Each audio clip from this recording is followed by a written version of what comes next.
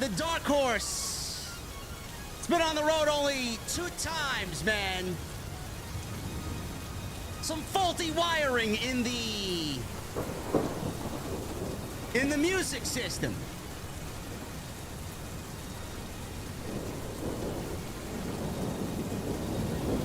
AEW Dynamite, man. Blood and guts. I could see tonight being a polarizing one just based off the ending of what we saw tonight in Nashville, Tennessee. I enjoyed it. And they accomplished one thing. We built towards AEW All In. Anyway, guys, tonight we're drinking at the OTS venue. I'll be in my mother's basement. Jesse will be watching the bar upstairs. And tonight, we drink for Bacardi, man. Tonight, we drink for her. And when I get to the venue, I want to know on this Wednesday night, what the fuck are you guys drinking? I'll see you over there.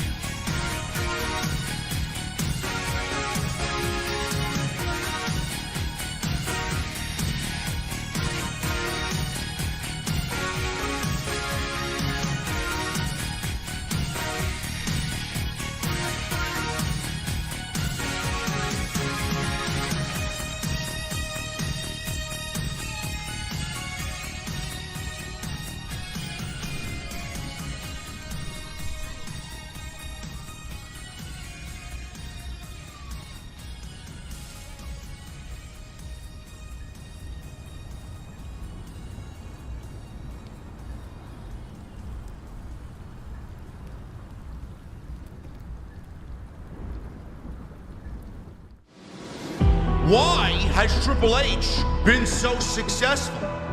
Why is Triple H running WWE better than Vince McMahon and Bruce Pritchard on Monday and Friday night?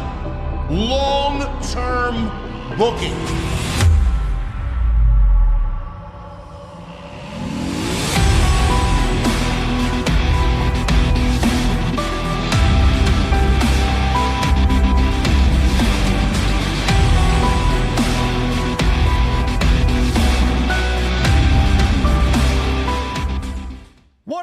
Guys, thank you so very much for joining us right here on Off the Script. This is your AEW Dynamite post show for July 24th, 2024. I am your host, JD from New York, as always, coming to you live from the OTS venue. Thank you guys so very much for joining me on your Wednesday evening, wherever you may be. As always, joined by my co-host on Wednesday nights, the Chi-Town Smark himself, Jesse. What is going on, brother? Not much, bro. How you doing, man? I could be better. But Dynamite was a little bit of a nice distraction tonight, you know? My sincere best from my family to yours, man. Thank you, bro. There was a lot of people that reached out. I want to say thank you to a lot of the fans on this side of the IWC that reached out. I appreciate all your love and support. It's been a very rough day. Maybe we'll talk about it a little bit later, but I don't want to start the stream off in a somber tone. But blood and guts tonight. I don't know why you guys are saying, by the way, there was no music in the venue scene. There was music there. Music was playing. Did you hear music? It cut for a second while the car was on the way. Yeah. Yeah, that's what happens, man, when my mind is elsewhere and we're setting up some new graphics. So it happens. So thank you guys very much for all your support. Blood and Guts. We got the annual tradition tonight. I will get to your super chats in a second, guys. I appreciate the love. Blood and Guts, Jesse. I know you and I have talked about the Elite story and where it's going and how I feel that there's no real risk. There's no real, I would say, I don't get the feeling that the company is going under with the leadership of the Elite. I don't feel like there's anything on the line. I don't feel like there's an end goal. But I will say, I think AEW in the weeks leading up to tonight made the best of a shitty opportunity, made the best of a match that really didn't fit the bill this year, honestly. I don't really think we needed a Blood and Guts match. But I like the elements that they added to the match. I love that Hangman and Swerve were a very big focal point tonight. I love that we got the setup for Jack Perry and Darby Allin at All In.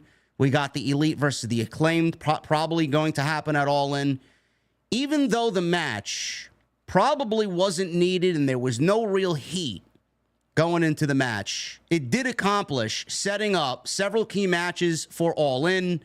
And it gave us an entertaining 45 to 50 minutes of the show, man. I was thoroughly entertained throughout, minus the ending. I thought the ending was a little bit flat. But overall, making, good of a bad situation, I thought they hit a solid triple tonight with the Blood and Guts match on Dynamite. It was damn good, man. And I'm gonna have to disagree a little when it comes to okay, so I know what you mean when it pertains to a proper build up to a match like this. And I think we've been conditioned to expect a big build up and a big blow off in a match like this. But in this case, in this particular scenario, as opposed to using it, to blow off something, I think it was more used as a little bit of a proverbial slingshot to kind of get us that little bit of an extra boost to the All In build. They told so many different stories in this match. Yeah. And all of them led to All In. And not only that, I tweeted about this. I think this match made the world champion look like a goddamn killer and a real world champion. He shined bright in this match, and it made me look forward more to him versus Hangman at All In. It shed some light on the relationship with Jack Perry and the Elite, and that ties into the ending and what they were willing to sacrifice to save their buddy over there. It shined a nice little bright light on Mark Briscoe and how he's being treated these days in AEW. I think the match was a 100% success while using it what it was meant to do, as opposed to blow off a big feud. It was meant to get us to the biggest show of the year as a little bit of a catapult with their storytelling. I enjoyed every bit of the match. Yeah, I agree. You make a good point. It was, and before people, go and shit on it and say that there was no story. Listen, you can sit there and criticize the Elites and AEW storyline, where it started with them attacking Tony Khan and where it's ended up. I genuinely feel like there's no heat to it. But Jesse is correct. The match itself, though it is used primarily as a blow-off to a feud or a grudge between two factions, in this case, it was absolutely used in the manner that it needed to be used this year, and that is what Jesse said, set up All In, because, he went over all the stories that came out of that, and now we have a solid 4 weeks of story for All In on top of the matches that AEW have already solidified at the top of that card for Wembley Stadium. So if you look at what the match accomplished, it accomplished a lot. If you look at what AEW is doing this year compared to All In last year, where we didn't get any matches announced until maybe 3 weeks to go, I mean, they are so far ahead of where they were last year. It is a beautiful thing to see, and I got to give them credit for focusing on primary stories, the things that matter, and not giving us too much. So I think everything so far for the last 3 weeks, the last 4 weeks, they've knocked it out of the park as far as telling the stories, not doing too much, and really focusing on what they need to as far as the key characters going into London. I think everything so far has been a thumbs up. So Tony Khan and everybody over there, man, keep the shit up. You know, simple is best. You don't need to overdo it. You don't need to fucking put 1,000 things on the show with only half of it, you know, meaning something and then the rest not meaning anything just for the sake of it. I love what they're doing right now. More concise, more focused. Let's keep it that way. Yeah. And I think I sort of misspoke. You know, everybody's up in arms in the chat. But there was no Bryan in the match. But from what they showed us and what they gave us with Hangman and Swerve, I'm right now looking forward to seeing Swerve versus Hangman. Wait, why do people have a problem with what you said? We're getting Bryan and Swerve at All In. All right, but you guys need to understand that there's a pay-per-view 2 weeks following Wembley that they are also doing a very good job of setting up for, because basically what you saw with Paige and Swerve, that's going to be your main event for All Out. Bryan won the Owen. He's already in the championship match. He doesn't really need a story. The story is him winning the tournament and getting the championship match. All they need to do now is develop sympathy and give you a reason to care about him winning the championship, which they tried to do tonight with Jeff Jarrett, which I thought was a very good segment. So that's all they need to do. It's not going to primarily be a story like we're getting with Swerve and Adam Page. Bryan's got a different path, and Bryan's got a different, reason for being there. He doesn't need to be focused upon as far as, oh my God, we need a story. The story was he won the tournament, and now he's getting the main event shot at All In. That's the story, fam. And it also adds another layer to what Swerve is doing. Swerve is worried about Hangman. He needs to be focusing on Bryan. He has the Elite on his plate. He is being pulled in multiple different directions. Him as world champion could start to get to him at some point soon. Yeah. So we shall see. On top of that, MJF called Swerve out tonight, so he's got a lot of people gunning for his title. He's got Bryan at All In. He's got Paige fucking looking to hunt him down. He's got MJF promising he's going to find him, I love this. He is the absolute... He felt like the most important thing in the company right now instead of it being MJF. And MJF was still on the show. Yeah. So I loved it. Fantastic. We're going to go over everything that happened inside the Blood and Guts match, which is their version basically of War Games. I think AEW does a much better job at their match, the match itself. I'm talking about the match itself than I think WWE does. I love the chaos. I love the carnage. They really kind of embody what Blood and Guts or War Games should be. We will go over what happened in that match in detail.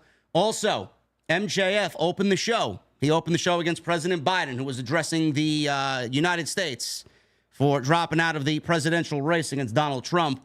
So MJF was going head-to-head with Joe Biden. I take MJF 7 days out of 7 days.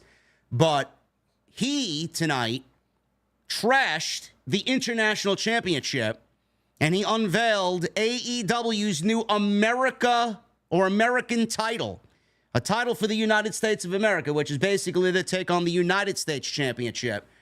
I don't know where this is going as far as adding another belt. I don't know if this is them deleting the International Championship for the American Championship. I don't know if this is just something of a gimmick that MJF is going to be using to forward this story with Will Ospreay, and then the International Championship will be brought back at Wembley Stadium.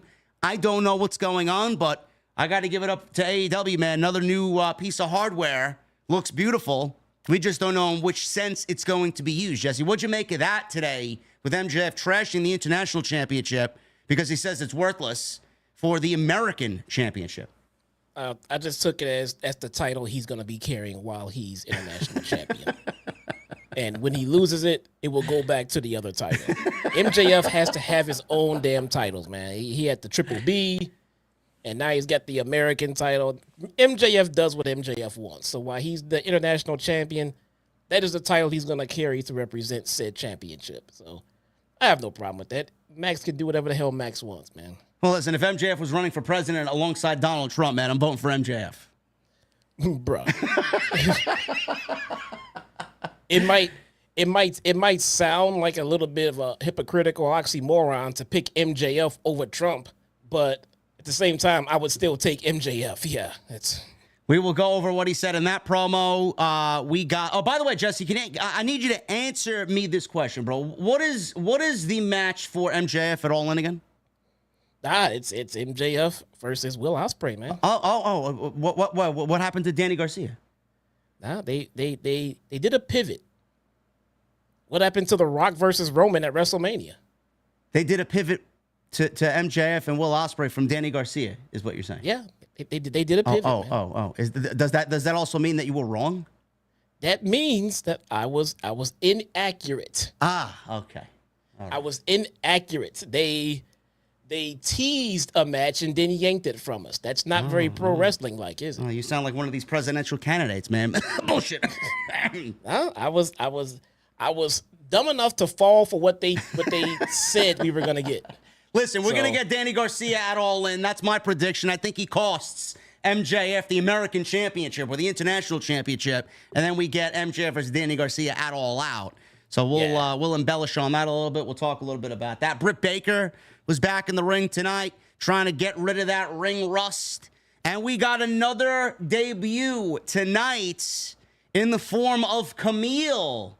Solomonster predicted this months ago. I don't know whether he's a podcaster or a fucking psychic medium. I don't know. Maybe he's working for AEW secretly. He pitched this weeks ago, and we finally see it. Someone's probably listening to him, which I wouldn't be shocked. I mean, but Camille is now all elite. She's on television. She's now the muscle for Mercedes Moné. And Britt Baker is going to need some muscle of her own, Jesse. And you know what that potentially means. We may be getting close to the return of one Jamie Hayter. One can only dream, man.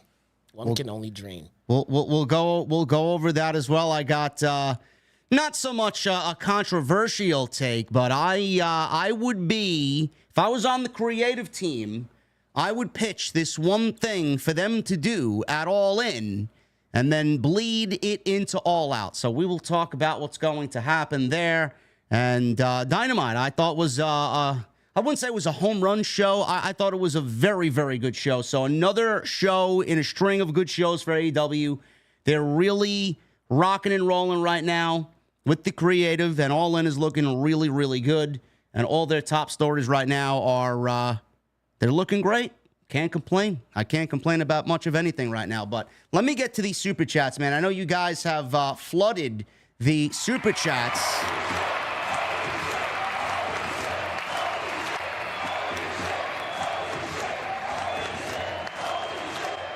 You guys are great, man. Furious Nation with a $50 super chat. Thank you, brother. We got a $100 super chat from my guy, David Thiering.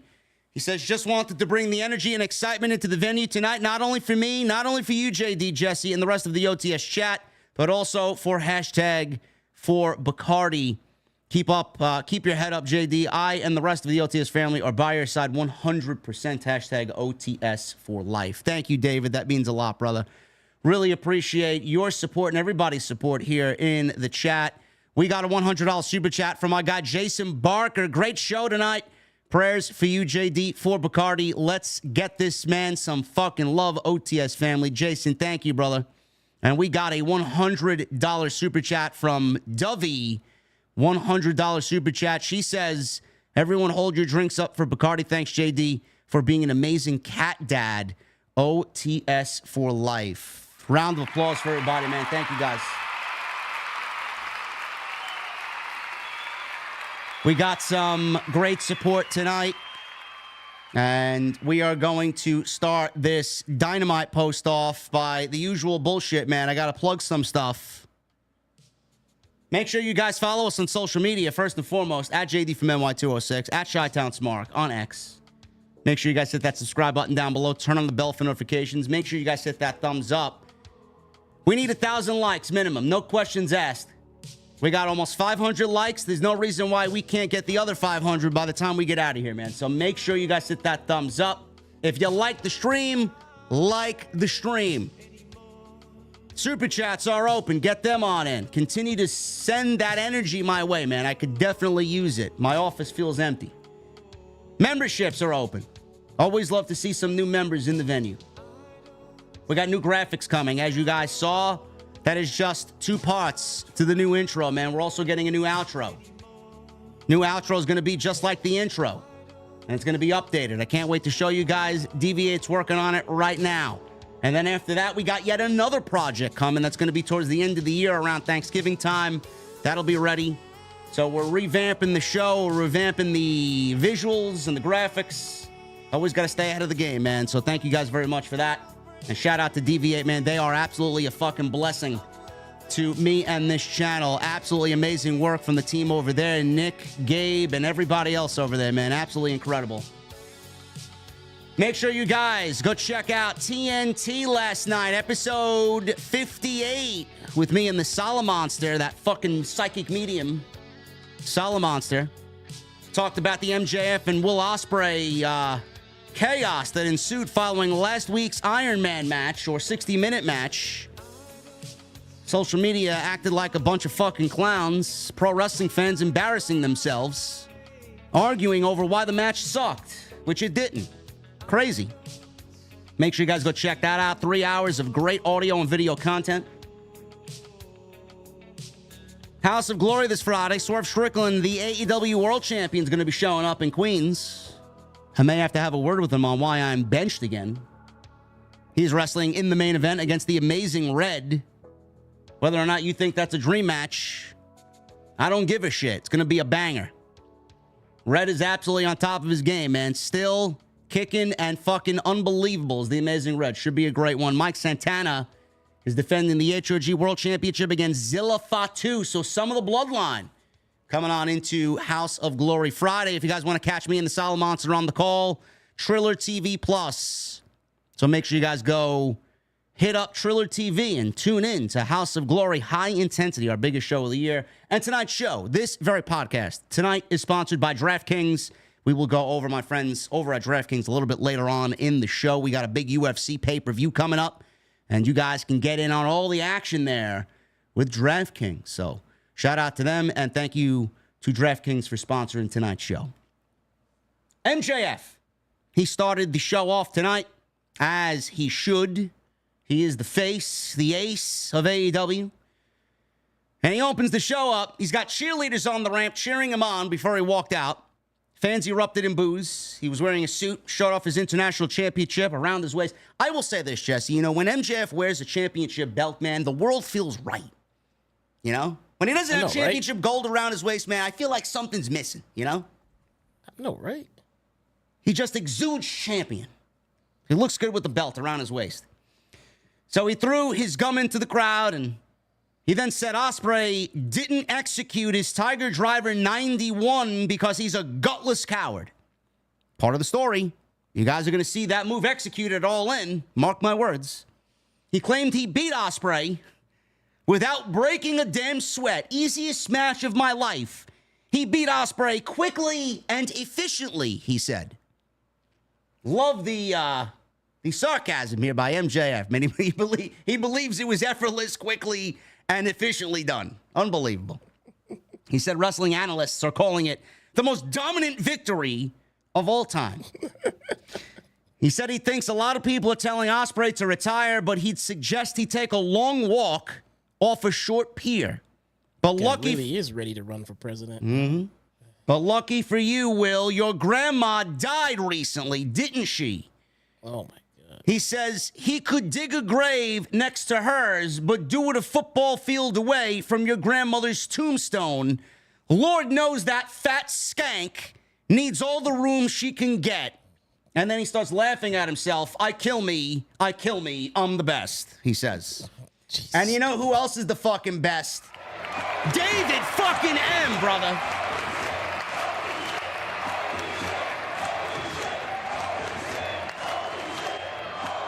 David M with a $200 super chat. He says, growing up, my first cat lived to 18. I didn't want another one after him, but 2 months later, I found what turned out to be my second cat, and he just turned 17.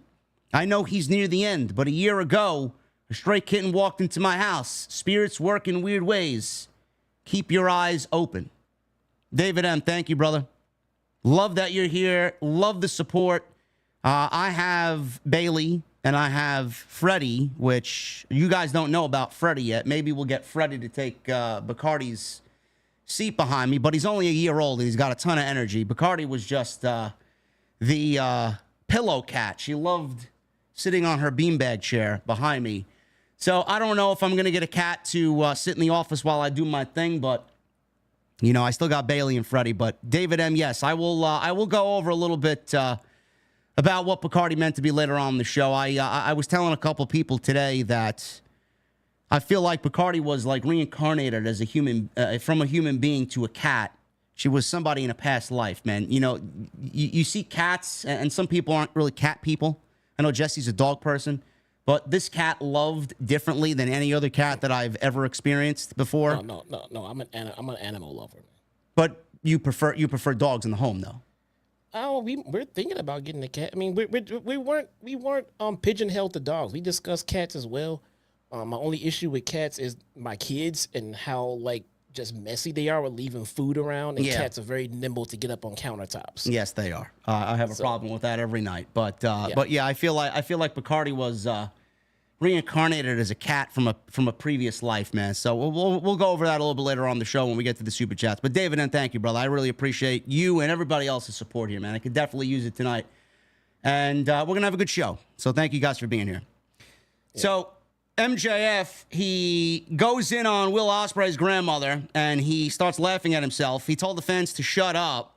Except Larry. But go ahead. Except Larry, yeah. Well, Larry's a handsome bro. Get the fucking... You know, Larry's got merchandise on WWE Shop? Yes, I know. My Twitter wall reflects that. Very much so.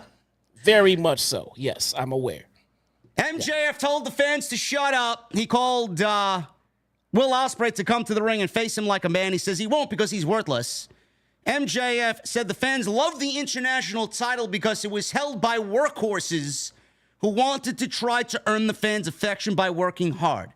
And then he starts dry heaving over the word workhorse and what these people were doing to their bodies by wrestling for this title. What a joke. He said working hard is for pores like all of you. You know, it's good to have him back, man. It really is. He said fans are unpatriotic and treasonous.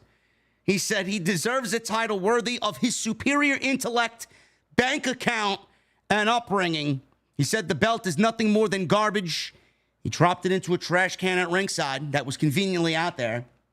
He said he deserves a title belt that symbolizes the best wrestler in the country, the best wrestler and the best country in the world.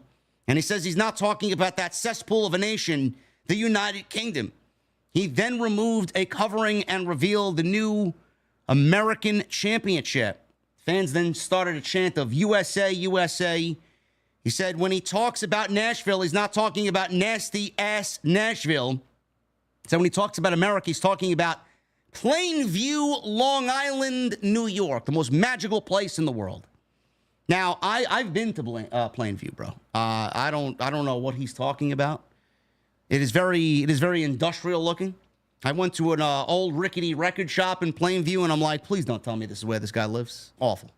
Let the record reflect that JD does not respect Plainview, Long Island. I love Plainview. As a matter of fact, when I was in New York recently, I went straight to Plainview and just took in the atmosphere.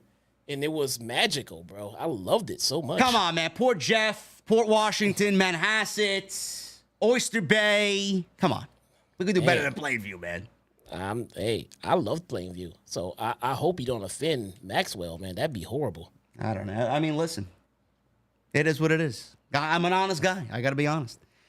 So he unveiled the title, talked about Plainview. He told the fans to God bless their American hero and thank him later.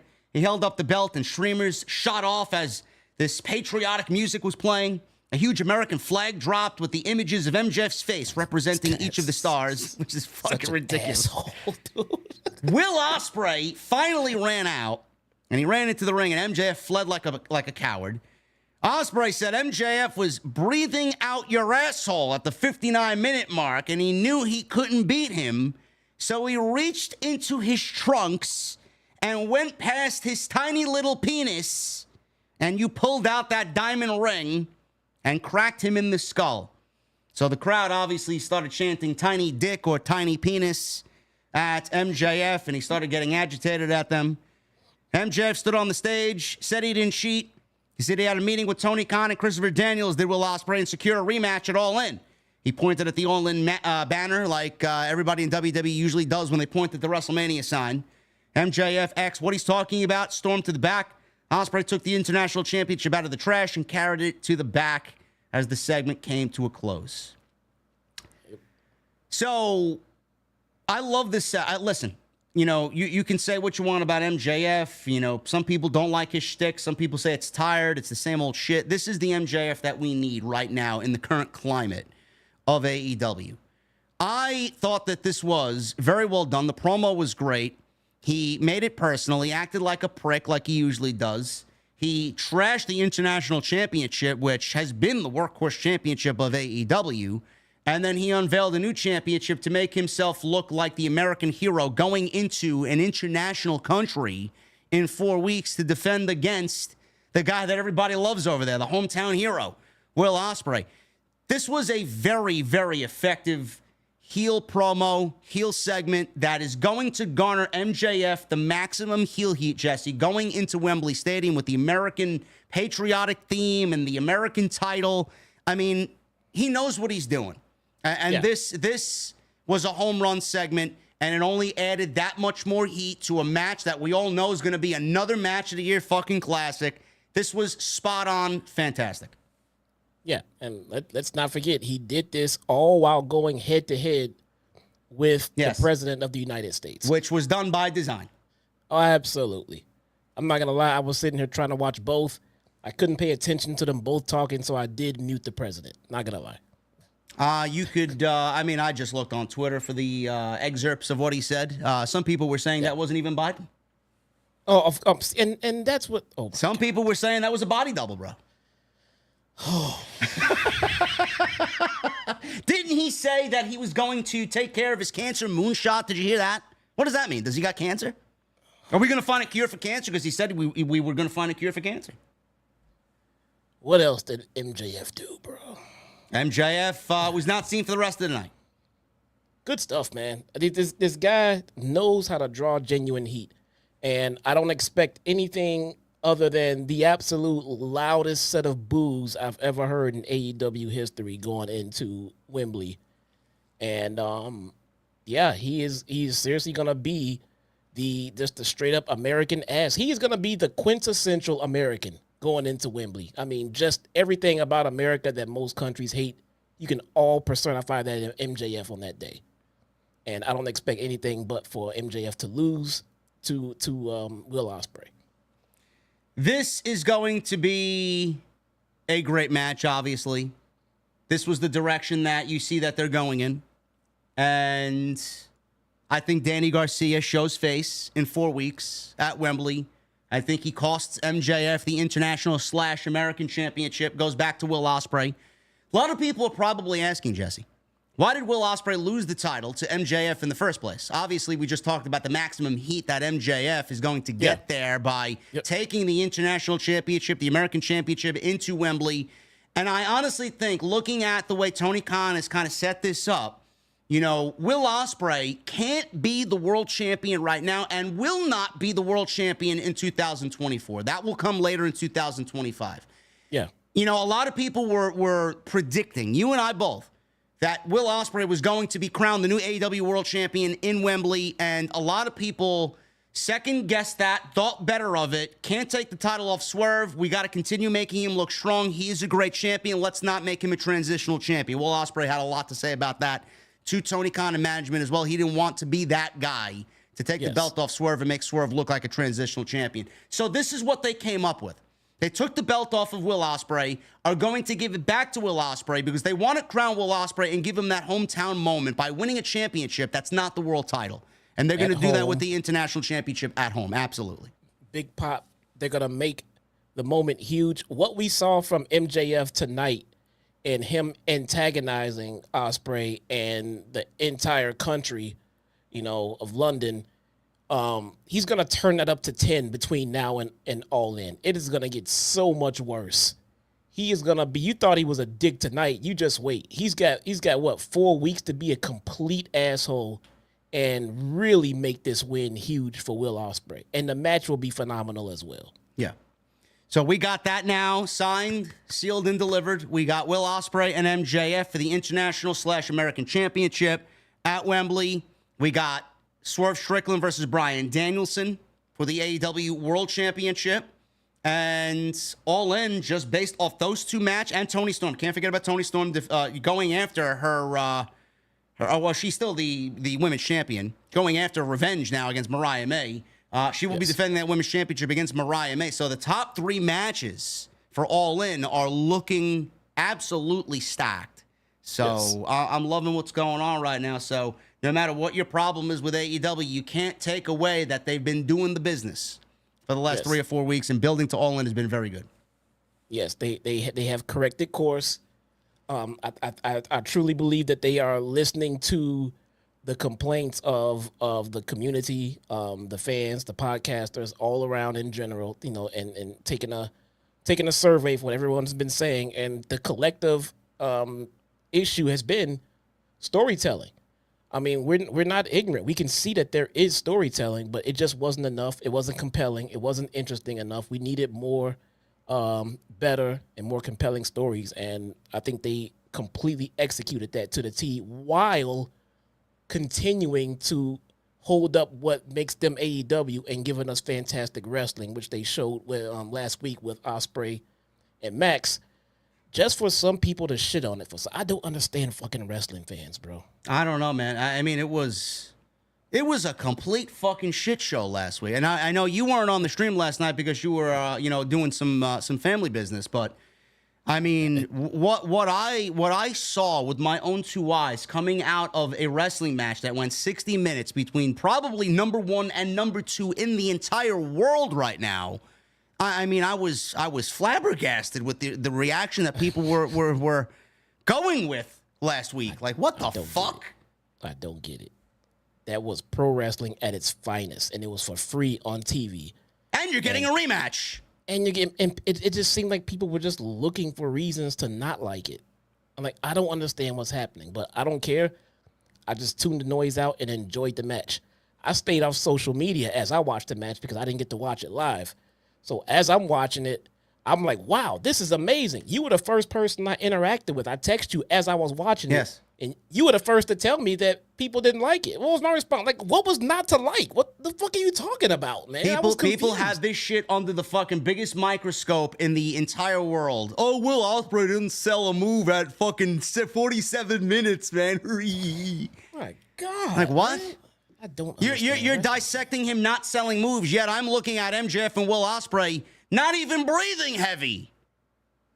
Fuck out of here, man. They weren't even breathing heavy. They were still operating at 47 minutes like they were in fucking 7 minutes. You can tell that they trained all cardio for this match. They knew what they were gonna do. They like you said, they were like a good 45 minutes in and still going. They were not winded, they were not gassed, they were not blowing up. And people complained. I just don't fucking get it. And the ratings went up the longer the match went. The ratings went up. These guys are putting on the clinic. The show's peak was at 841,000 viewers, and that was by minute 50. I don't get it. Then the show fell off a cliff because who's gonna follow that? Who's gonna follow that? Nobody. Ridiculous. Yeah, I didn't understand people saying, "Oh, the match was boring. It sucked." And then the show fell off a cliff. To fall off a cliff, then the show has to get to a cliff. So that means the match was good. Which one is it? Which one is it? And people were saying the match was bad, and I asked, well, what was wrong with the match? And then they don't give me a reason. So what? The match was good then? The match was bad because you want WWE shills. Yeah. That's what it is. Yeah. I mean, WWE could do a 60-minute match on television. They won't. They can do it. They can do anything they want to do in ring work and compete with or beat AEW. They have more than enough in ring talent to do that. It's just not their forte. I'd love to see them build up Gunther going 60 minutes with Dragunov when Dragunov gets to that level. Let's do that. Are you going to complain about that?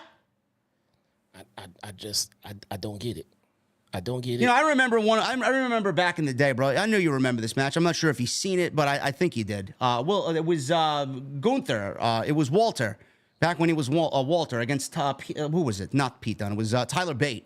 I think it was TakeOver Cardiff or one of those shows. They went 45 fucking minutes. I never seen one fucking person complain about what was going on there. That was one of the best matches in WWE history. Because wrestling fans watched it and then wrestling fans enjoyed it. This one, WWE shows watched it just to shit on it.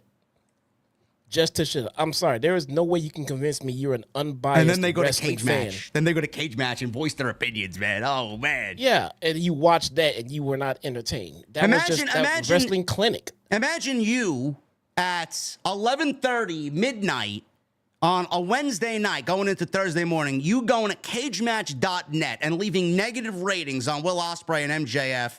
And MJF is holed up in a fucking hotel with his beautiful girlfriend, and Ospreay's doing the same thing with his girlfriend, but they're all laughing at you. Meanwhile, you're a fucking dirty virgin with no fucking life. These guys are terrible. You got Dorito crumbs all over your face. You got fucking a box of tissues and lube sitting right next to you, man. You're going to fucking pleasure yourself for the rest of the night. Zero interaction with females, man. I promise you, everyone that shit on that match last is a week, virgin. Well, I don't know about their sexual fucking history. I don't care. Unlike most, I don't know. I always say my daughter's a virgin. I'm happy about that. So I bet you the same people that shit on that match last week are the same people that are gonna shit on this blood and gut match. Oh, it was too much violence. It was That's too what much. I said last week. Yeah. The match went 50 minutes tonight, man. You got a problem with that? You got a complaint? Yep, the same people. They gave us fantastic wrestling last week, and they gave us fantastic wrestling this week, but it wasn't the same kind of wrestling, okay? It appealed to a different kind of wrestling fan. You get the technical wrestling fans got everything they wanted last week, and then the hardcore fans that loves the chaos and all that shit, they got all of that this week. He books for the sickos. Yes. Wrestling fans are legit fucking sickos, man, believe it or not. I mean, we are. And they're not all the same, though. Some sickos like it like this, some like it like this, some don't like it at all. And he gave us both. And he's still giving us fantastic story in between all of these different kinds of wrestling matches that he's given us. People don't like to hear it because they have their own agenda. But right now, as it stands today, AEW is killing it right now. It's not about if they're better than any other brand, but right now, for what they do, they're killing it right now. But the ratings won't get over 800,000, man. I'm enjoying my pro wrestling on Wednesday nights. For me, that's what's important. I don't care if 5 people are watching. Yep. There you go. I, by the way, like the American title better than the International Championship. I hope they keep it. It is a little WWE-esque. Now they have the American title, they have the Continental title, right? And then they got the tag team titles, they got the women's title, the AEW World title, trios titles. Get rid of it. Get rid of the International Championship, man. I think it's a dead concept. The whole concept around the title was take it to another country and defend it internationally. They're not doing that. But you know what? MJF was that the now. Concept? Was that how we perceived it? No, that's what they created it for. All right, I didn't see that published anywhere. I missed it. Yeah, remember when Pac won it? He took it overseas. The first thing that he did. That's what he did. I mean, all right. Orange Cassidy defended it overseas too. Orange Cassidy defended it fucking everywhere. By the way, MJF is taking the American Championship to CMLL on August 2nd, and he is defending that championship in Mexico. Okay, he went on to say in a promo on, I think this was an AEW exclusive on either Twitter or their YouTube. He bragged about his showdown with Ospreay, saying it was the easiest match of his life, which he embellished tonight, and was proud that he, unlike Ospreay, had killer instinct, obviously referring to the Tiger Driver 91 and Ospreay not using it. He then confirmed he will be defending the then International Championship. Now it's the American Championship he's taking into Mexico against those masked morons in Mexico. Oh my Jesus. On August 2nd in Arena, Mexico. So, there you go. Should be entertaining to see him and the reaction he gets in Mexico with the American Championship. He's going to have fun the next few weeks just trolling people up with this damn title, man. It's going to be great. You know what? I'd even break out like a Lex Express for him. You know? Let's get a fucking tour bus made for him. We don't want to get the guy killed, man. Let's let him get home safely. The Scumbag Express. Anyway, moving on with the rest of the show here. We got the coin toss with the Elite obviously cheating. I think they cheated. That's the way I perceive this. Daniels was down, having apparently been attacked. Matt Jackson tossed the coin, and he said he had AEW on one side and Elite on the other. I doubt that was the case. I think there was Elite on both sides. So he tossed it up. It came up Elite, and he says they got the advantage. Nick Jackson, Matt Jackson, Kazuchika Okada, Jack Perry asked where Adam Page was. Matt said they made a deal so he'd be there. Actually, did AEW win the coin toss, or did I make a typo? Did AEW win the coin toss? The ref was there. The ref looked at it, and it was a legit toss, and it came down, and the ref looked at it and called it. I don't see where they may have cheated. He was looking right at it the whole time. I could have sworn. Maybe I just perceived things my own way, man. I could have sworn shenanigans were happening here. That happens a lot. Yes. Okay. You just perceived that the international title was supposed to be defended overseas. That's the way it was supposed to be. Nobody ever said that. That's how you perceived it. You know what I wish I didn't perceive? Minoru Suzuki and Chris Jericho. This was fucking god-awful. Awful. This is a public service announcement to everybody in AEW listening to me, man. Stop booking Minoru Suzuki. He is genuinely one of the most boring wrestlers on the face of the fucking planet right now. Well, at least when they brought him out, they paired him with someone who has an exciting segment, right? He came out with, the Learning Tree. Yeah. Okay. Minoru Suzuki versus Chris Jericho for the FTW Championship. This was awful. This entire match, I kid you not, chat, and everybody listening to me. I kid you not. This entire match, at least 75% of this match was nothing but knife-edge chops. It was. The entire match was knife-edge chops. So much so that Jericho was legitimately bleeding, like pouring blood from his chest, because there was nothing but knife-edge chops. There's only so many chops someone can take before their chest starts getting as red as a fucking apple and then starts bleeding all over the place. I would think with a blood and guts match coming up in the main event, we'll save the color for the main event. So awful. I mean, this did absolutely nothing to generate any more interest in the Learning Tree than already was. Both men exchanged chops. This obviously was most of the match. They chopped themselves right into a commercial break. So right before things went to picture-in-picture, Jericho collapsed. Both men continued their chop battle through the break. When things got back from the commercial, Jericho was pouring blood from his chest. Was, obviously a terrible sight to see, because who the fuck wants to sit there and take knife-edge chops repeatedly for about 5 minutes?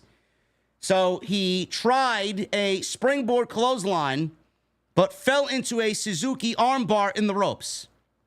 I don't know what had happened here. It looks like Jericho went for a springboard, and he stopped short and then flinched back because he expected Minoru to throw something of a right hand. And then Minoru never threw the right hand. He just flinched backwards, and there was no offensive move done by Suzuki. So this was a botch. This looked bad. I'm sure this will be floating around on social media with the hashtag, haha, this is where the best wrestle. I'm sure that'll be tomorrow's talking point in the IWC. So people love people. It seems that the current climate in this day and age is to shit on everything and be an asshole. I don't know where they seem to be getting that rhetoric from, but that's what everyone does. We got Meles in the chat saying, chopping down the Learning Tree. What's not to like? I don't know. The Learning Tree. What's not to like? The Learning Tree, yeah. For sure. So Suzuki got an armbar on Jericho in the ropes. Suzuki then smacked Jericho repeatedly with chairs, trapped Jericho's hand in between one and smashing it with another. Suzuki snapped the fingers of Jericho. Taz was obviously very happy about this. We go back inside from the outside. Suzuki got an armbar and wrenched Jericho's fingers. Jericho rolled through, raked the eyes of Suzuki before hitting a code breaker for only a 1 count.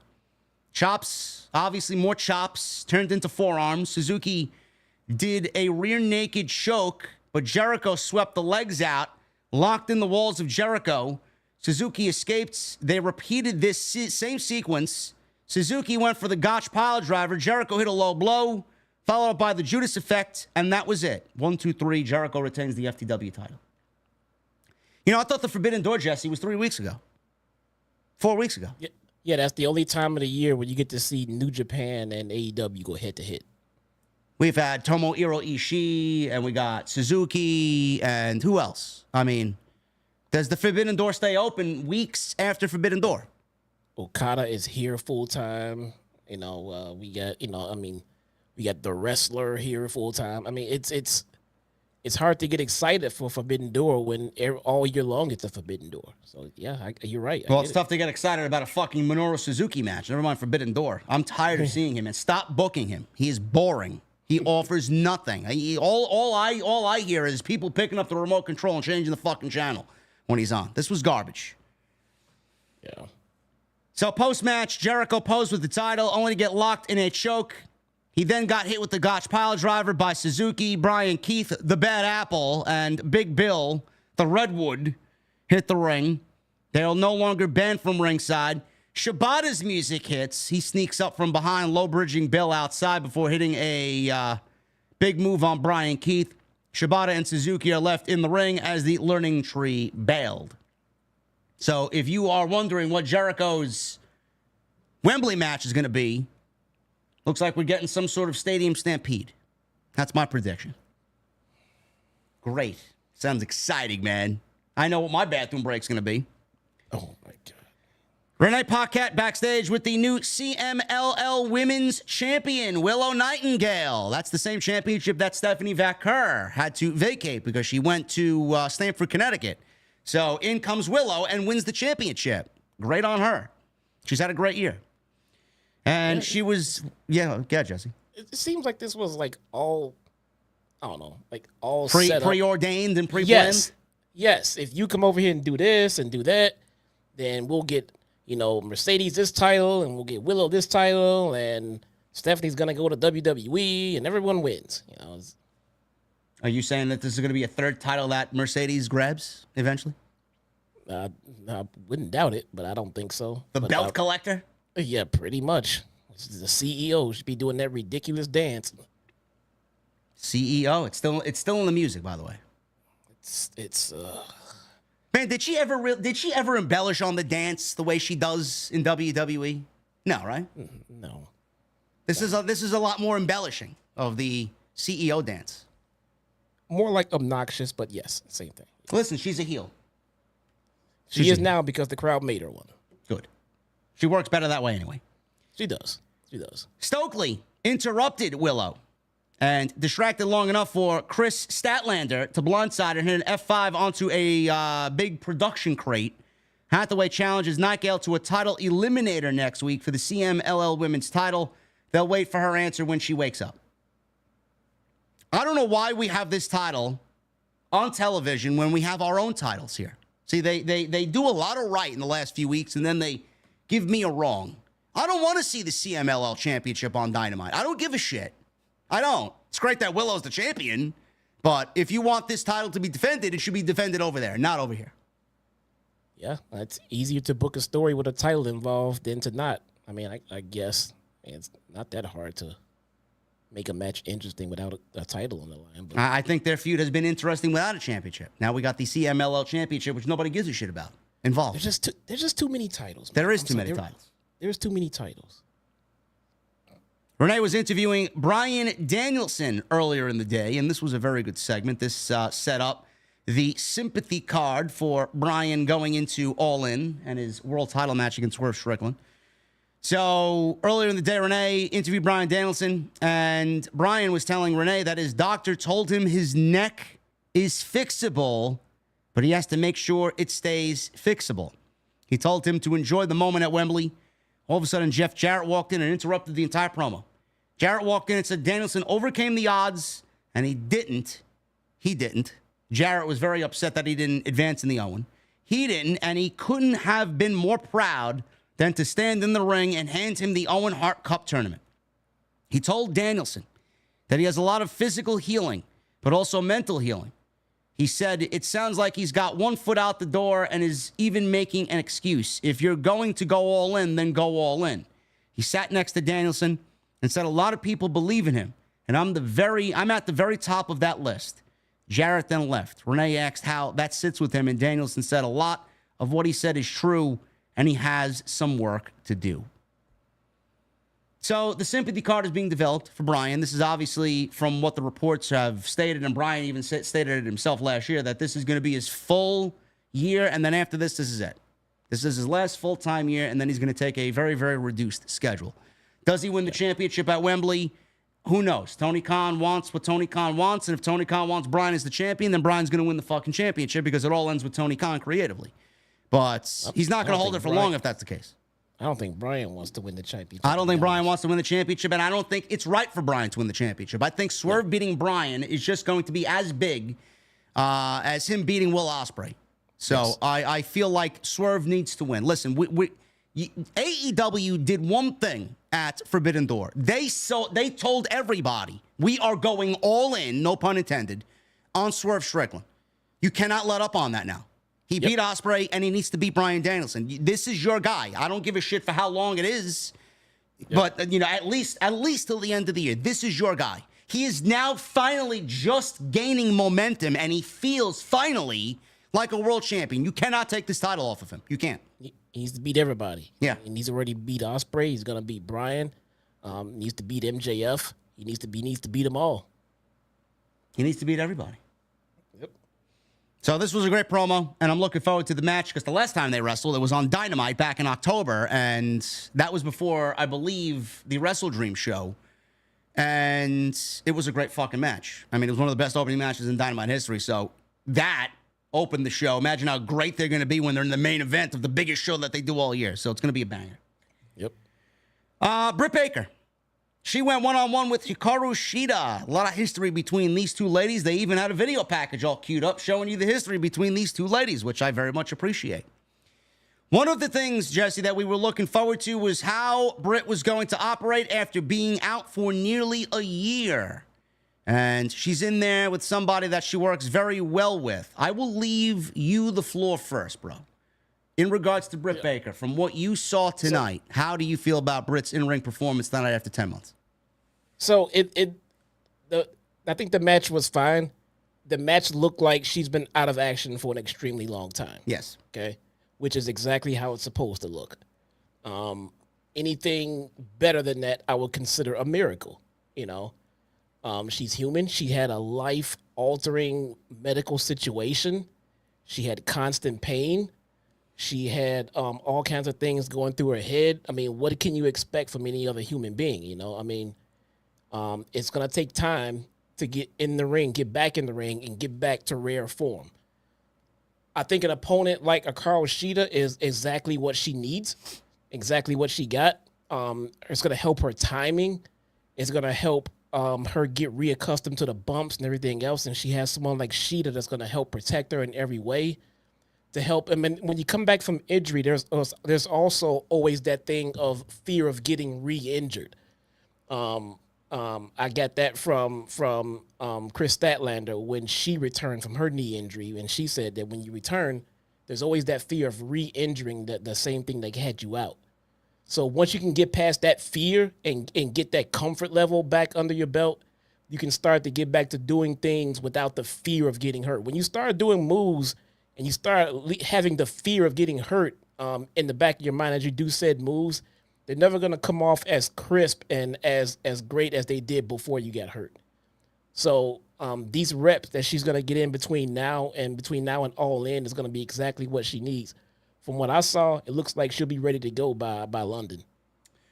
I'll get to that point in a second. My opinion on the match, it was fine. They went 10 minutes. I thought everything went off for the most part very well. Britt did look and operated as such, as if, like Jesse was saying, very hesitant. It's tough to get in there after 10 months and be, on the top of your game. Obviously, there was a little rust there. There was a little hesitation there. You know, there was a couple miscues there, but I'm not going to zing her on that shit. I'm not a pro wrestler, you know, but it's like getting on a fucking bike. I mean, you put me on a bicycle right now. I haven't been on a bicycle since the pandemic. You put me on a bike, I'm going to fucking act like a fool. You know, I'm going to embarrass myself. So it's the same thing as that. So she got in there. She looked okay. And it's only going to get better. The more reps she gets, it's only going to get better. And she's going to be she's in there, number one, with somebody that's very good in Sheeta. She's going to be in the ring with somebody like Mercedes, who's also very good. So, you know, she's got no shortage of great dance partners here. So it's not going to be that big of an adjustment. It's not going to be that difficult for her to get right back to where she was. So I'm looking forward to seeing what she does. Yeah, I think she will be just fine. I mean, all things considered, and how she looked tonight, I think she's already on pace. I think she'll be fantastic and ready to go in a couple of weeks, you know. Sheeta delivered some 10 punches against the barricade. Baker was draped across the apron. Sheeta hit a running knee lift. We go to commercial break. It was Sheeta during the break who was on offense. T's doing the same dive that ultimately broke Sky Blue's ankle last week on Collision, which was... you know, you watch it and it looked like nothing super serious. It was just a mistimed fucking thing by Sky Blue. She just landed the wrong way coming down off of a routine cross body block over the top. So it didn't look hideous, but No. what was scary is her reaction, because you could tell right away by Sky Blue's reaction that she was hurt. Yeah. It looked like she was instantly in pain and reaching for her leg. You knew that she was hurt, man. Baker avoided that and hit a neck breaker and then a sling blade. Baker put on the glove, went for the lockjaw, took too long to follow up, and Sheeta hit a German suplex into a guillotine. Sheeta released and missed a dive, but avoided Baker and a rolling elbow, hit a headbutt, and both women go down. So both ladies try for a near fall, and they go for high stacks, a couple of jackknife covers before Sheeta tried a Falcon Arrow. Baker spun out, wanting the lockjaw, but Sheeta got to the ropes. Sheeta was then a little confused about whether to grab her kendo stick, but a delay in this decision allowed Baker to hit her rolling neck breaker for 2. Sheeta hit the big kick into a Falcon Arrow. Baker dodged a katana knee and then locked in the lockjaw for the quick submission. So Sheeta tapped out and Baker wins her return match. So as soon as Baker wins and the bell rings, Baker's music hits, and then it's immediately interrupted by Mercedes' music. And Monet walked to the stage with her double titles. She wore a cowboy hat. She looked great. I'm sure somewhere Okada was fanning himself even more so this week. Monet, who is booed, said that was a very impressive victory. Monet said she knows Baker wants a shot at the TBS title at Wembley Stadium. So the answer is no. Obviously, a heel maneuver. All of a sudden, with Baker in the ring, we get the debut, finally, of Camille. She attacked Britt Baker from behind. Baker is locked in a torture rack and spun out into a sit-out slam as Monet came to the ring to celebrate over Britt Baker's fallen body. Camille raised the hand of Monet, who both stand over Britt Baker. Now, I've seen the comparisons, Jesse. I've seen the comparisons. I even made a comparison to Diesel and Shawn Michaels. I've seen some comparisons to MJF and Wardlow when Wardlow was actually relevant. But Mercedes now has added muscle and an insurance policy here to add to her heelish ways against Britt Baker for the TBS title. I love this move. It gets Camille on television in a meaningful role. She's going to feel that heel heat. She's going to absorb that heel heat that Mercedes is getting. And then Britt Baker now is going to be in the position to look for her own muscle. And obviously, we mentioned in the beginning of the show, that obviously opens the door for the return of Jamie Hayter, who is very good friends with Britt and has been aligned with Britt before Jamie went out with injury. Now, my prediction, this is just a prediction. This is the way, if I'm sitting at the boardroom desk of Tony Khan and the AEW creative team, I know the vision probably for everybody is Mercedes versus Britt at All In. What I'm thinking of is let's save Mercedes versus Britt for All Out.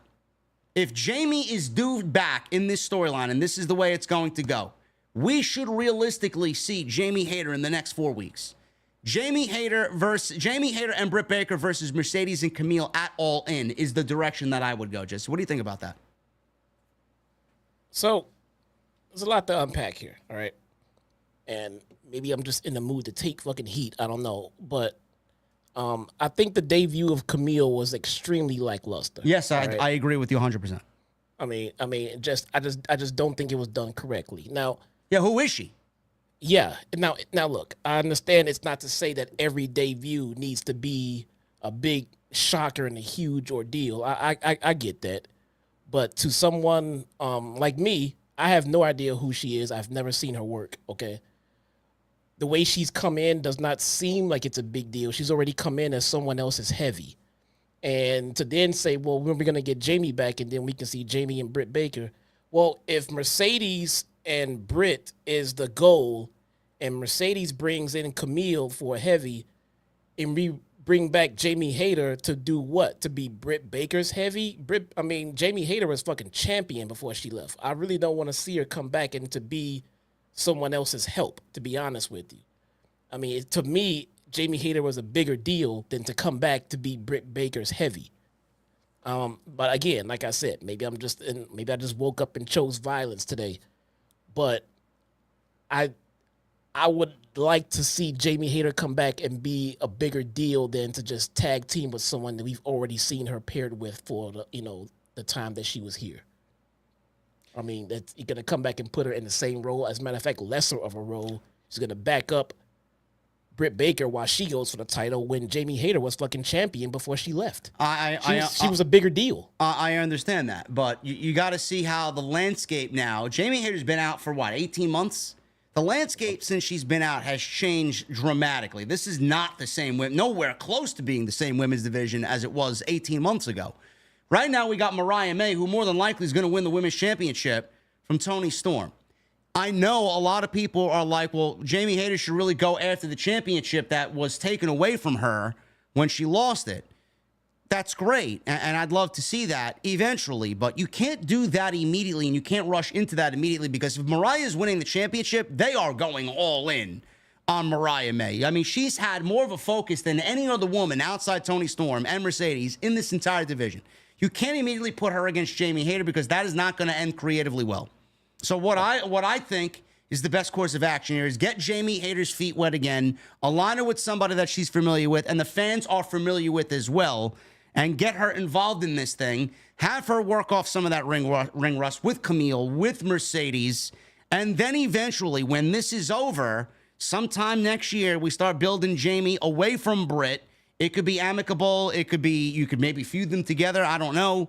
But I think at that point, you move Jamie Hayter on to the Women's Championship after Mariah May has a solid run with the title. And then we can start talking about that maybe going into Revolution next year. I think that's just a better way to look at it. Now look, don't get me wrong. Bringing Jamie Hayter back, teaming her with Britt against, Camille and Mercedes, it's not ridiculous or dumb, okay? It makes sense in the grand scheme of things. I mean, of course it does. I'm just looking at the picture of you have a star in Jamie Hayter. Why bring her back and marginalize her by being someone else's heavy? Continue making her a star. I mean, don't make her return as lackluster as Camille's debut. Well, why do you think that she would come back and automatically be outshined by Britt Baker? I think a lot of fans have been anticipating Jamie Hayter's return, and I think that when Jamie Hayter's on television, I think she's actually going to come off as an even bigger star than Britt Baker is. She should. I don't see why she wouldn't. But like I said, the way we're drawing the parallels with Camille and Mercedes, Camille coming in to help Mercedes as she's in this feud with Britt Baker over that title. Jamie Hayter coming in is just coming in to help Britt Baker because Mercedes got help from Camille. Yeah. And look, I feel like I'm splitting hairs at this point, okay? So I understand that. I get it. But Jamie Hayter's been gone so goddamn long. She's been like literally the most anticipated return in AEW at this point because everyone else has come back. And I'm just like to have her come back and team up with Britt Baker for a tag match or a feud. And it's like, sure. But are we maximizing our efforts in Jamie Hayter at that point? That's all I'm wondering. Could there be something bigger for her than this return? Maybe. I can't think of one right now. I think this is a shoo-in, to be quite honest with you. And I like the idea of a tag team match for All In. I think it protects Britt. It gives Jamie Hayter a All In match that she did not have last year. Yes, and I honestly feel like it plays into Mercedes' heel role as well, who doesn't want to defend the championship, comes off cowardly, and doesn't want to defend against Britt. I think it all works into it making sense. And then if you start booking Britt versus Mercedes for All Out, which they're going to need big matches for because they are asking, unless the TV deal is signed and we get a new and we get them on Max, which I don't think is going to be the case. I think that starts next year. You know, they are asking us again for a second year in a row to drop $50 2 weeks later after All In. They need to make it worth it. So if you're looking at All Out and this tag team match takes place at All In, you're looking at Swerve versus Hangman. You're looking potentially at Mercedes versus Britt Baker, Danny Garcia versus MJF, and I'm predicting Will Ospreay versus Ricochet. I mean... Now let me pitch this to you. Now that I just gave you all that about Jamie Hayter and Camila and Mercedes, what if we did this? What if we brought Jamie Hayter back, had her come back to side with Britt Baker against Mercedes and Camille? They have their title match at All In, and at the end of that title match, at the end of the day, we got Camille and Mercedes' corner and Jamie Hayter and Britt Baker's corner. What if we get Mercedes winning, retaining, due to Jamie Hayter turning on Britt Baker, and then we get Britt Baker and Jamie Hayter at All Out? I mean, that could work. I mean, you want Jamie Hayter to come back as a heel? She's going to come back as a babyface. She's going to turn heel later at the pay-per-view. You want her to be a heel, though? I mean... Yeah. All right. I mean, listen. It could work. I mean, if Jamie Hayter and Camille are on the same side as Mercedes, I mean, is locked and loaded. She ain't losing those championships. I don't know. Yeah. Now, don't get me wrong. I'm not having Jamie Hayter side with Mercedes. She's just going to turn on Britt Baker. She had nothing to do with Mercedes. Had nothing to do with that. She's just going to reap the benefits of retaining her title because Jamie Hayter had an issue with Britt Baker. So then what does Mercedes do? She goes on to the next feud, man. There's plenty of women to feud. She moves on. Who is that? Okay. You want me to pick her opponent right now? Okay. It's got to be somebody worth it. The women's division is stacked right now, bro. There's plenty worth it. I mean, what is Serena Deeb doing? I mean, I don't know. What is Willow doing exactly right now? Well, it sounds like they have a lot of different options, and to me, that's only a good thing. It is. If they didn't have any options, I'd be sitting here and be like, all right, this is a bad fucking situation. It is. It is. It immediately brings Jamie Hayter back. She gets her big return pop. She stays, babyface and with Britt Baker for a few weeks. She turns at the pay-per-view to then start her heel run upon her return. I mean, she's been babyface for a few weeks. She's had her little, welcoming party back. But now we can get into a Britt Baker, Jamie Hayter feud, which could murder, which could kill. You know what I'm saying? Mercedes, it appears to me they want to keep Mercedes as champion anyway. So how exactly are we going to have Mercedes win and beat Britt Baker? Well, Britt Baker got turned on by Jamie Hayter. So now the focus is off of Mercedes for Britt Baker and on to Jamie Hayter in that feud. What's Thunder Rosa doing? We have plenty going on, man. Deonna Purrazzo. Listen, you got a point. Thunder Rosa has been cutting some really good promos on Collision. Yeah, Mercedes, Thunder Rosa, Mercedes, Deonna Purrazzo. There's plenty of women for Mercedes to move on to.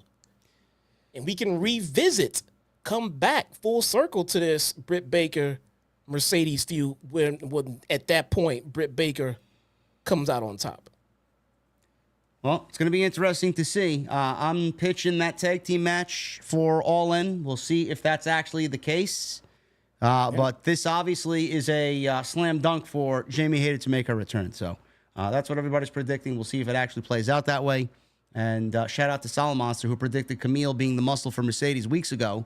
He mentioned it on his own, and then he mentioned it on TNT not too long ago. So shout out to him. He got it right. And I mean, it looks good. I mean, yes, I do agree with you, though, Jesse. The debut of Camille obviously felt flat because everybody was like, who the fuck is this? You know, and AEW has a problem with that. A lot of the times when they debut somebody, it's like, who the fuck is this and why should I care? Nobody knows who Camille is. Like, we know who she is. I know her by name. I'm legit not familiar with her work. I just heard that she was signed and she's going to be debuting soon. That's all. Patriarchy was backstage, and Christian Cage and the Patriarchy won the Trios Championships from Bullet Club Gold, and they are the new champions. Christian Cage is holding all 3 belts around his shoulder. Luchasaurus and Nick Wayne are not holding title belts. Goes to show you who won those belts, man. He won them all. He won them all by himself. No, Luchasaurus won't be holding anything for a little bit. So he mentioned that Nick Wayne will be in the Royal Rampage on Friday, and the winner of that gets an AEW World Title shot at Grand Slam. I'm sure that's already been taped. So if you guys want to spoil it for me, I don't mind because I'm not watching it. Nick Wayne cut a promo, or was about to cut a promo, and then he spots Kip Sabian standing in the corner and question why he's always been around. Like, why is he in his shot the last 2 weeks? Like, all right, I don't know where this came from. But Nick Wayne says he knows Sabian is also in the Royal Rampage and he's going to throw him out. Wayne told him no one cares. Sabian's father is dead. Be a man and suck it up. I mean, great. Like, you're getting me interested in a Royal Rampage, but then you're selling Nick Wayne and Kip Sabian. All right. We need to come up with more feuds for Christian Cage. Right away, guys. Raise your hand if you have dead parents. Quickly. Let's go. You're next. Come on. Your father's dead, right? So Billy in the chat said Darby Allin won the Royal Rampage. He's getting a title shot at Grand Slam in New York City. Okay. He's getting a title shot against Swerve, I'm assuming. Darby is hot, man. That's a decision, right? Darby Allin getting a world championship match. So what? So I guess he's not winning the TNT title from Jack Perry at All In. Probably not. I mean, but it was taped. I mean, when is it supposed to come on? Royal Rampage? Friday. Friday. Okay. A little weird, but all right. Pac. Darby is hot. Yeah, he is, I guess. I mean, he went right into it like he never left. Tacks and fucking kendo sticks and chairs. Pac, he wrestled Boulder. Who? Boulder. With Bronson and Jacked Jameson. I need a fucking Jameson every time I watch these clowns wrestle. This went quick. Pac wins. Hit a brain buster and 1, 2, 3. Goodbye. What is he doing at Wembley? Everybody's like, well, didn't Pac get an international championship match a couple weeks ago? I didn't hear that. Commentary mentioned something about he wants the international championship, but nothing about him getting a shot at Wembley. He said like in a promo he was going to be getting. He wants a Wembley moment. Yeah. I can tell you what a Wembley moment is. Put him in the ring with Ricochet.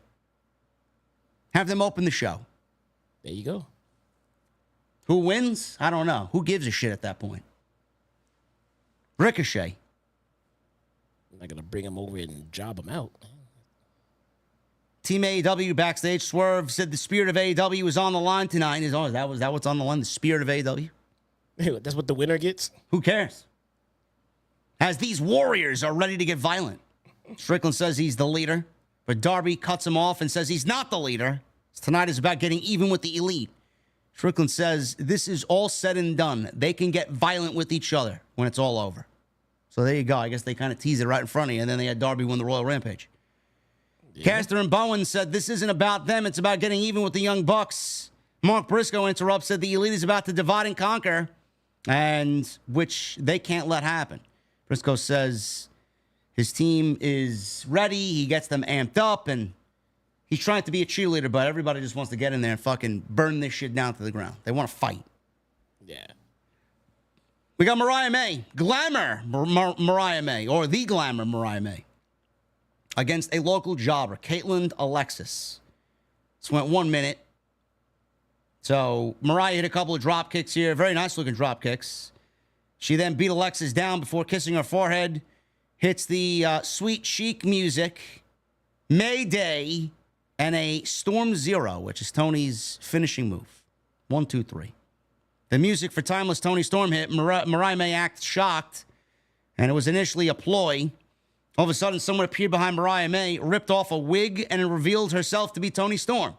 She had a scar on her head, and this was a slugfest between Mariah May and Tony Storm. Referees hit the ring very quickly, separated the ladies, and Storm got on the microphone and yelled at Mariah May if she's prepared to die because she is at Wembley. There you go. Heat. This is storytelling at its simplest. They've been building to this for a good year or so now. Yeah. You know, I mean, and it's finally coming down to a hit, and the story has been great. It was the best story in the company for a little bit, you know, and I think these women have done a fantastic job getting us here, and the match should be phenomenal. It should be great. I'm looking forward to it. Yep. Mariah May is a lovely woman. I agree, Chad. Mariah May or Liv Morgan is the question. Who are you choosing? I think after Monday, I think everybody's choosing Liv, huh? It's 11 o'clock. My wife is out of the car and at work. All right. So I had a little discussion with someone earlier today, and we were talking about Liv or Mommy. And then he was saying, like, yeah, I mean, you know, they posed that, you know, but it's the obvious choice everyone would make. And I'm like, yeah, I know, right? And then he was like, Rhea Ripley. And I was like, that's your obvious? Really? Everybody else's obvious was Liv. He's like, really? Well, like, everybody I mean, else. Rhea is a very lovely lady, too. Look, don't get me wrong. It was not like ew, how could you take Rhea? It was more like you're going to pick between this Lamborghini and this Ferrari type deal. I mean, you're not wrong in your pick, but I thought that the girl next door look was the one that the guys would go for, and that would be the little Liv Morgan, man. Yeah, Liv is more my type, but also Mariah May. I'm going with Liv, though. Dude, nobody is losing by picking any of these. Listen, Mina's not a vet. Mina's back in Japan, guys. I can't help you about Mina. Bro, you got to stop bringing up Mina. I have come to terms with Mina, and I'm back with Io. I'm done with Mina. Fucking Io. I've made up. Me and Io have made up, and me and Io are back together now. All right, there you go. There you go. We got main event time. We got a video package, great video package on Blood and Guts. D. Malenko was the voiceover here. Team AEW. The Iceman. The Iceman, yeah. Team AEW, Swerve Strickland, Mark Briscoe, Anthony Bowens, Max Caster, and Darby Allin against the Elite. Matt, Nick, Okada, Scapegoat, Jack Perry, and Adam Hangman Page. Blood and Guts. Jack Perry and Darby Allin kicked things off. Perry chucked a chair at Darby Allin through the cage door, power bombed him against the cage itself to start the match. So he's already taken power bombs into the cage. We're not even in the ring yet.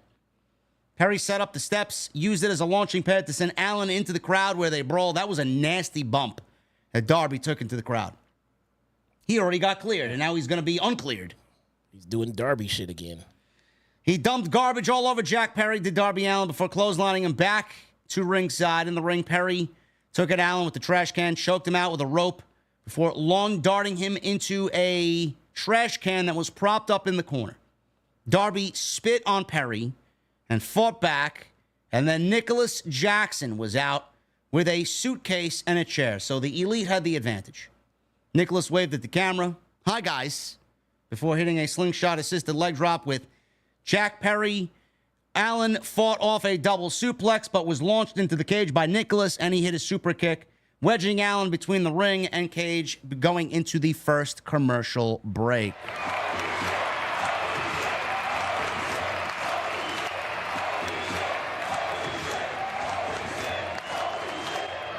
We got a Billy motherfucking Bomb $200 super chat. Billy Bomb. Hey, JD and Jesse, just want to give love to you guys and the OTS family. Prayers to you, JD. I'm so sorry about Bacardi. I'm here at Blood and Guts. Please, everyone, show your love to JD and Bacardi. We love you guys. Billy, thank you so much, brother. Thank you so much, man. Oh, wow. Billy's he's from Nashville, or did he travel? are you from Nashville or did you travel to the show? That's awesome, man. Nashville is a great how was the city. environment?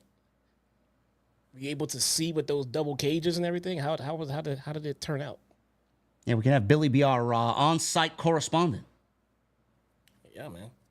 So we go into a commercial break. Mark Briscoe's out next. He comes out to a very nice ovation. There's about 5,000 people in attendance tonight, man. Not like it was last year, but a very nice crowd for Dynamite tonight. He tackled Perry clear into the ring. This was there's 2 rings, by the way. He went from ring 1 to ring 2. A very vicious clothesline on Jack Perry. Nicholas tried to springboard in, but Briscoe was ready for him, and he threw a ladder into the ring, hit a cannonball onto Nicholas with it. Matt Jackson's out next, evens the odds. Also with a briefcase. So we had 2 elite briefcases here. He threw to his brother the briefcase, DDT Darby Allin onto it. Briscoe repeatedly slammed into the cage, busting him open in the process, so Mark Briscoe was the first to bleed. Allin was powerbombed onto Briscoe in the corner before Matt hit a succession of Northern Light suplexes. Jack Perry smacked Allin with the briefcase, and the Bucks hit double-team stomps and power bombs and a rolling backstabber on Briscoe.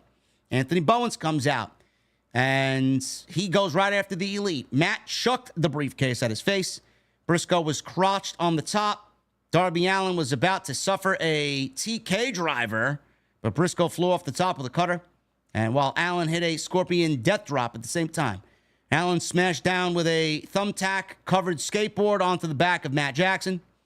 Anthony Bowens brought in a pair of actual scissors and started violently stabbing Jack Perry in the head before slicing him in the mouth with the scissors open. Jesus. I mean, that is a fucking nasty visual, man. But this is blood and guts. I expect nothing less. Billy said he traveled. He said it was crazy there. And said, yeah, there was 5K there. But he's been drinking all damn day. He said Nashville is a party town. I love Nashville, man. I can't wait to go back to Nashville. Yeah. Great town. I didn't get to experience. I want to go bar hopping in the evening, man. Right in Nashville, Centertown, Yeah. Main Street. You know. Yeah. I wouldn't mind that at all. I want to do that. I want to go to New Orleans. That sounds like a good whiskey town, bro. Yeah. I also want to party in New Orleans, man. Yeah, me too. I've never been. Yeah. Okada. He's out next. He had his Rainmaker drive sign, and he took it to Bowens, bashed Owens with it. Darby Allin, he got hit with it. He hit Briscoe with a tombstone. Okada hit a ripcord low blow and drop-kicked a chair into Briscoe's face. We go into a commercial break. So it was all Elite during the commercial break. Max Caster came out next. He popped Okada with a microphone, and he took it to the Bucks with his chain. Perry with a chair. Big-time top rope chair shot from Max Caster to Okada until Caster threw in a barbed wire board. Acclaim wanted to suplex Okada onto it, but Perry and Nicholas made the save. Hit a hip toss on Bowens onto the board before body slamming and sandwiching Bowens between 2 boards of barbed wire.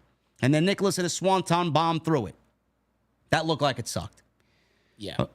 Big time. Yeah. Okada dumped a handful of tacks into his hand and placed them in Max Caster's mouth.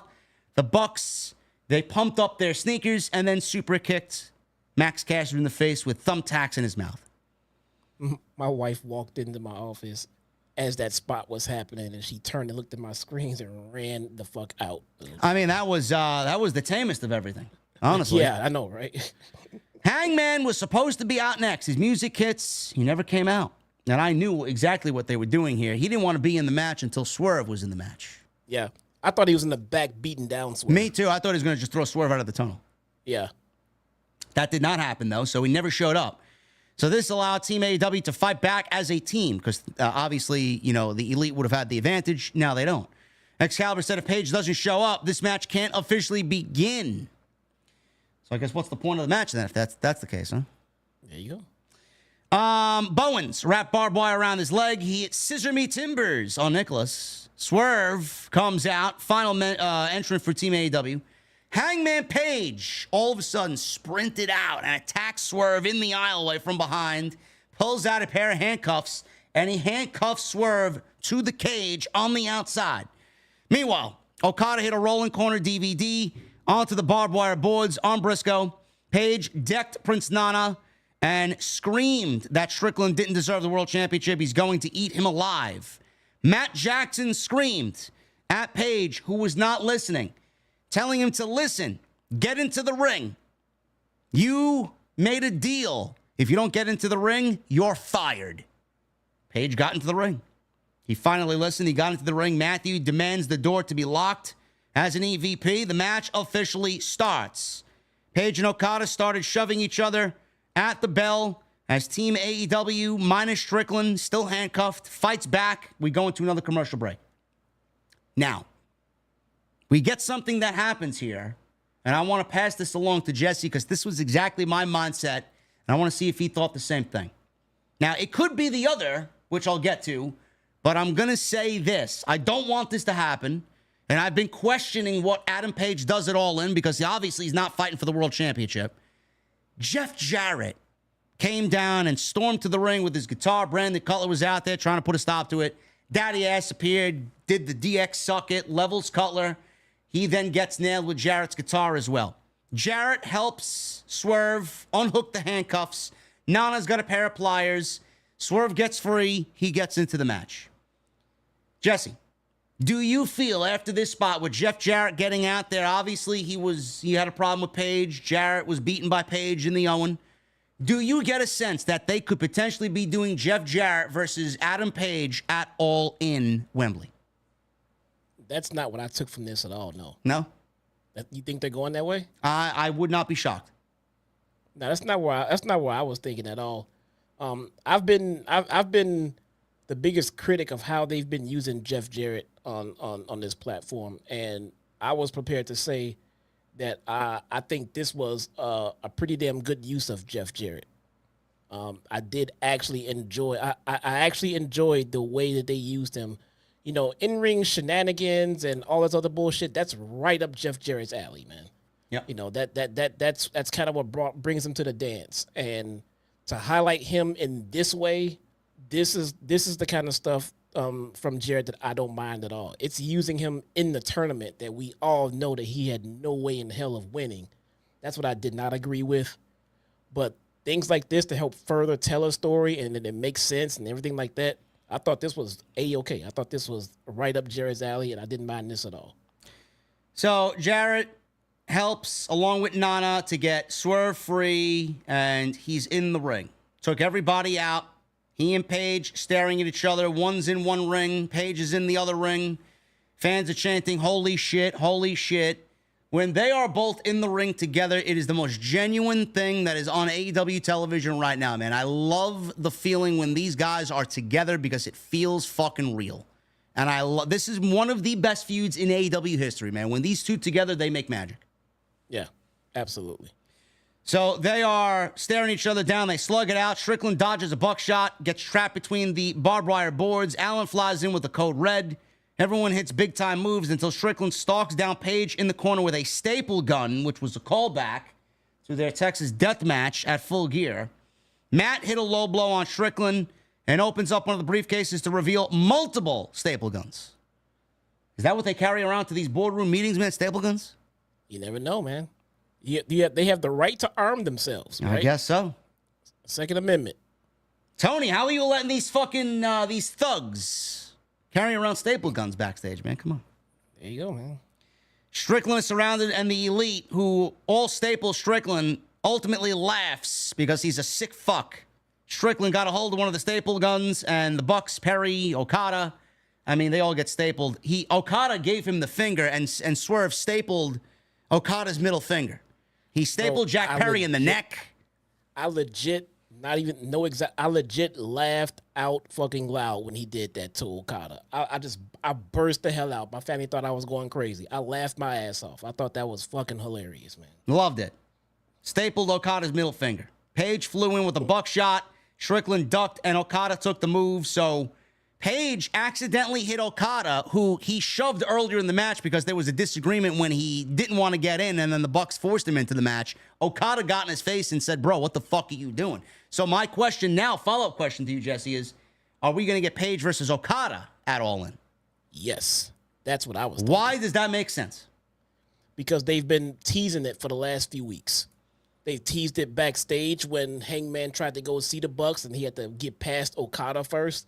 Just a little bit of a teaser. They teased it here when they went square face to face, and then Darby interrupted. I don't know why Darby interrupted that. They want to feud with each other. You guys win. Let them fight. But they teased it a couple of times. It would be a big money match. I like it. They keep making sure that Hangman stays a tweener. He's not siding completely with the Bucks, but he's also being a dick. So they can easily put him in the ring with Okada. Maybe the Bucks want to teach Hangman a lesson for standing them up damn near and making them worry about him not showing up. Now you got to face Okada at All In. My follow-up question to that is, if Page loses to Okada, how does he get a match with Swerve at All Out?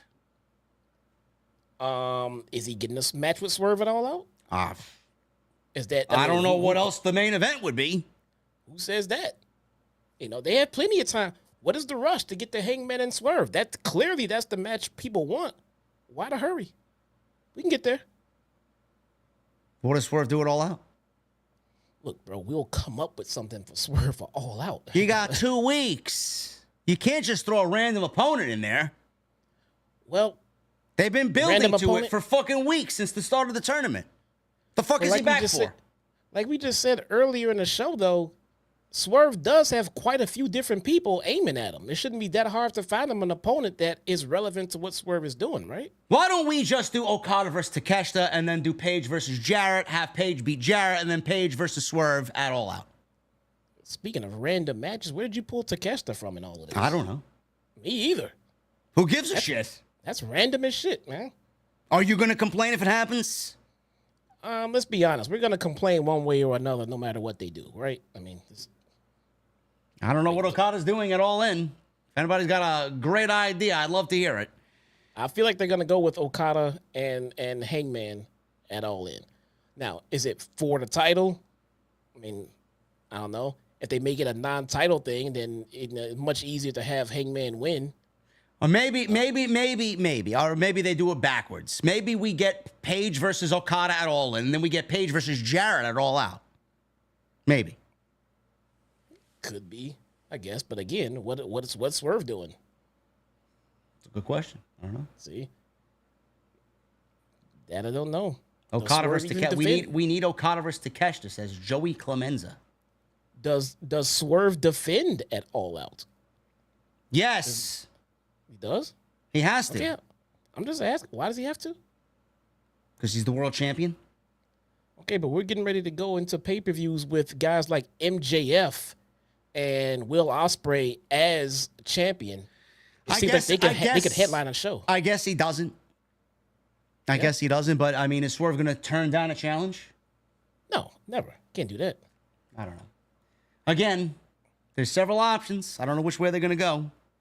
I like to be surprised, so I'll just leave it at that. Yeah, that is something I didn't think about to right now. With MJF as a champion, and between him and Ospreay, one of them are going to be champion going into All Out. Do we really need Swerve to headline that show? We can write him off with an injury, a kayfabe injury or something to make him miss it, and we get a Will Ospreay or MJF headlined pay-per-view for a title. All right, we'll see. I don't know. Page versus Okada. Page loses after being threatened to be fired and loses his all-out match, says AK Bear. Maybe they run it back at Full Gear. I like that they have all of these different possibilities, all these different scenarios that would make sense and still kill. Yeah, I mean, they didn't have that. They didn't have that back last year. Yeah. Are we sleeping on an Adam Cole return, by the way? I have given up all hope on Adam Cole. Also, we might not even have Swerve the champion going into All Out. Just a possibility. It's very possible. It's a possibility. It's very possible. And if he loses, who does Brian does Brian wrestle at All Out? I don't know. Maybe they beat the shit out of each other and neither one wrestles at All Out. Who knows? Yeah. So as Swerve is stapling everybody, and he staples Page in the face, those two spill out of the ring, up the ramp, and we go to commercial break. And during the commercial break, both guys, they fight each other off the ramp, and they go crashing through a table off the stage. So they are out of commission. So we go to commercial. We come back from break. Bucks, they got everybody outside the cage. They've assembled tables on the outside of the cage. Bowens and Nicholas fought up the cage, and Bowens had his head smashed into the steel bars outside the cage 3 times, and he falls off, and he crashes through these stacked tables on the outside. So he's out. We go back inside. Briscoe hits Jay Drillers on Okada, Perry, and the Bucks. I knew somebody was going to go flying off the cage. I just didn't know who. I thought it was Darby, but it ended up being Anthony Bowens. So yeah. So Jay Drillers on Okada, Perry, and the Bucks. Allen set up Perry on a table, and Matt was placed on one as well. Briscoe hit a froggy bow through it. This was in the center of the 2 rings. And then Darby does this Spider-Man-like fucking crawl up the fucking cage, along the beams, and he does a senton as he falls with all his body weight through a table on Jack Perry. So Caster handed out handcuffs as Perry was handcuffed to the cage. Briscoe, nasty kendo stick shots to Jack Perry right in the midsection. Perry would not quit. He spit on Mark Briscoe. Allen said, that's fine. Let's get this party started. You don't want to quit? Let's get the party started. Briscoe hit an absolutely surprising and vicious, unprotected chair shot to Jack Perry with a steel chair that said scapegoat on it. And, Tony Khan at one point or another said AEW is one of the safest places to wrestle. We're allowing now unprotected chair shots to the skull. I thought everybody did away with that. I thought it was, and I didn't get a chance to confirm or look at that. I thought it was one of those padded seat chairs. This was not a padded chair. No, it was no. Okay. I wasn't sure. Okay. Yeah, this was a steel chair. So he took a nasty chair shot, and Darby goes underneath the ring. He brings out a can of gas and a lighter. So he starts pouring gas all over Jack Perry, saying he's going to light his ass on fire if he doesn't quit. Perry spits at him. So at this point, Darby Allin is now asking for a TNT title match at All In. And if he doesn't say I quit, he's going to burn him and set him on fire. So obviously with Matthew Jackson now handcuffed to the ropes, he's looking at Darby. And obviously him being an EVP, you want your title match. I'll give it to you at All In. You got it. TNT title match. So at that point, Allen wasn't satisfied, and Darby wanted the Elite to quit. Otherwise, he's going to light Jack Perry on fire. So not only did Darby get his TNT title match, he got the Elite to quit and surrender the Blood and Guts match, and Team AEW wins via forfeit. They gave up. Yeah. Now, I don't know what you thought of the ending, but I felt like that ending felt flat. I mean, it was just like, what, that's it? After all the chaos that we got, that's the way you're going to end the match? Well, yeah. So, I mean, the way that they structure the match, you can't win by pinfall. You have to win by submission or giving up. I mean, so by structure alone, that's how the match had to end in a way similar to that or just a straight-up submission hold. But I think this told a different story, and maybe told a better story about the Young Bucks trying to protect Jack Perry. I think that was the purpose. I mean, again, this match told so many stories going into it, during it, and coming out of it. And I think they'd accomplished what they tried to accomplish. I mean, was it the most exciting ending? No. I mean, it was not. I mean, but again, I'm looking at it for the story that was told. Well, why would they just give up? Because they gave up because they didn't want the guy being set on fucking fire. He was in a crucifix position damn near, dude. I mean, we don't want to do that. We give up. It's not that important to us, and we'll get our revenge later or some shit like that. I think it told a better story than just having a tap out, you know? Yeah, I suppose. So coming out of the match, we got Jack Perry versus Darby Allin for the TNT title at All In. We got the Acclaimed versus the Elite for the tag team titles at All In. We got Swerve building his feud that won't happen at All In, but potentially at All Out against Adam Page. And Okada is the only one without an opponent for All In. Do we see, because Ring of Honor has a pay-per-view on Friday, if you guys didn't know. Oh, my God. He will be defending the Ring of Honor Championship against Roderick Strong on Friday's Ring of Honor pay-per-view. Do we see him lose to Roderick Strong and then challenge Okada for the Continental title at All In? Are you looking at Mark Briscoe potentially against Okada at All In? That's a possibility, to be honest. But again, I'm just working off what they've been teasing, and I'm going to assume that we're going to be getting Hangman and Okada because they keep fucking teasing it. The crowd gave that face-off a nice little reaction as well. You know, if they get a reaction like that in Nashville with 5,000 people, how are we going to do in London with 50,000? I guess, like I said earlier, this is a good thing to have, a good problem to have. Yeah. A lot of different directions they can go. Have we ever seen Hangman against Kazuchika Okada? In AEW, no. I'm sure it's happened in Japan. It's had to happen in Japan. Has it? I'm not even sure it has it. Man. Chat, get on it. Somebody get on the Google machine. The New Japan elitists, let me know. Yes. Has that match ever happened before anywhere? I don't know. Or was it brand new to us? Anyway, guys, that is all we got for you on the Dynamite portion of the review. I thought tonight was a very good show. Forwarded stories, All In looking really, really, really solid. AEW's focused on story. If you hate AEW right now, man, I don't know. The ratings aren't going to show how good the shows are because AEW's had a string of just a lot of bad shows, but they're putting on some good shows, and story is really taking it to the next level. No, one-on-one. Not a fatal four-way, not a tag match, not a one-on-one. In a fatal four-way. Somebody said in a fatal four-way. Nope. Forbidden Door one-on-one. Forbidden Door one-on-one? Did they wrestle Forbidden Door? And Forbidden Door was the fatal four-way. Huh.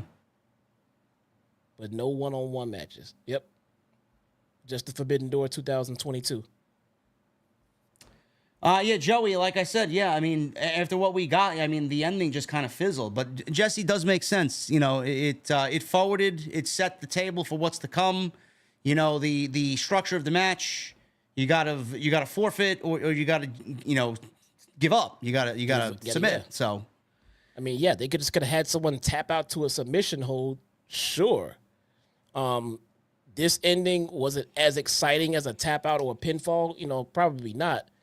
But it does tell us a specific story that helps proceed us and get us into All In. So, I mean, that's why I didn't mind it as much. I kind of got it. It made sense. Yeah. If you don't fucking quit, this fucking crazy-ass Darby is going to set your fucking guy on fire, man. Yeah. Give him what he wants. Give him his title match. Fucking quit. We're all fucking beat to shit. Half your fucking team is demolished. We're done here. Quit.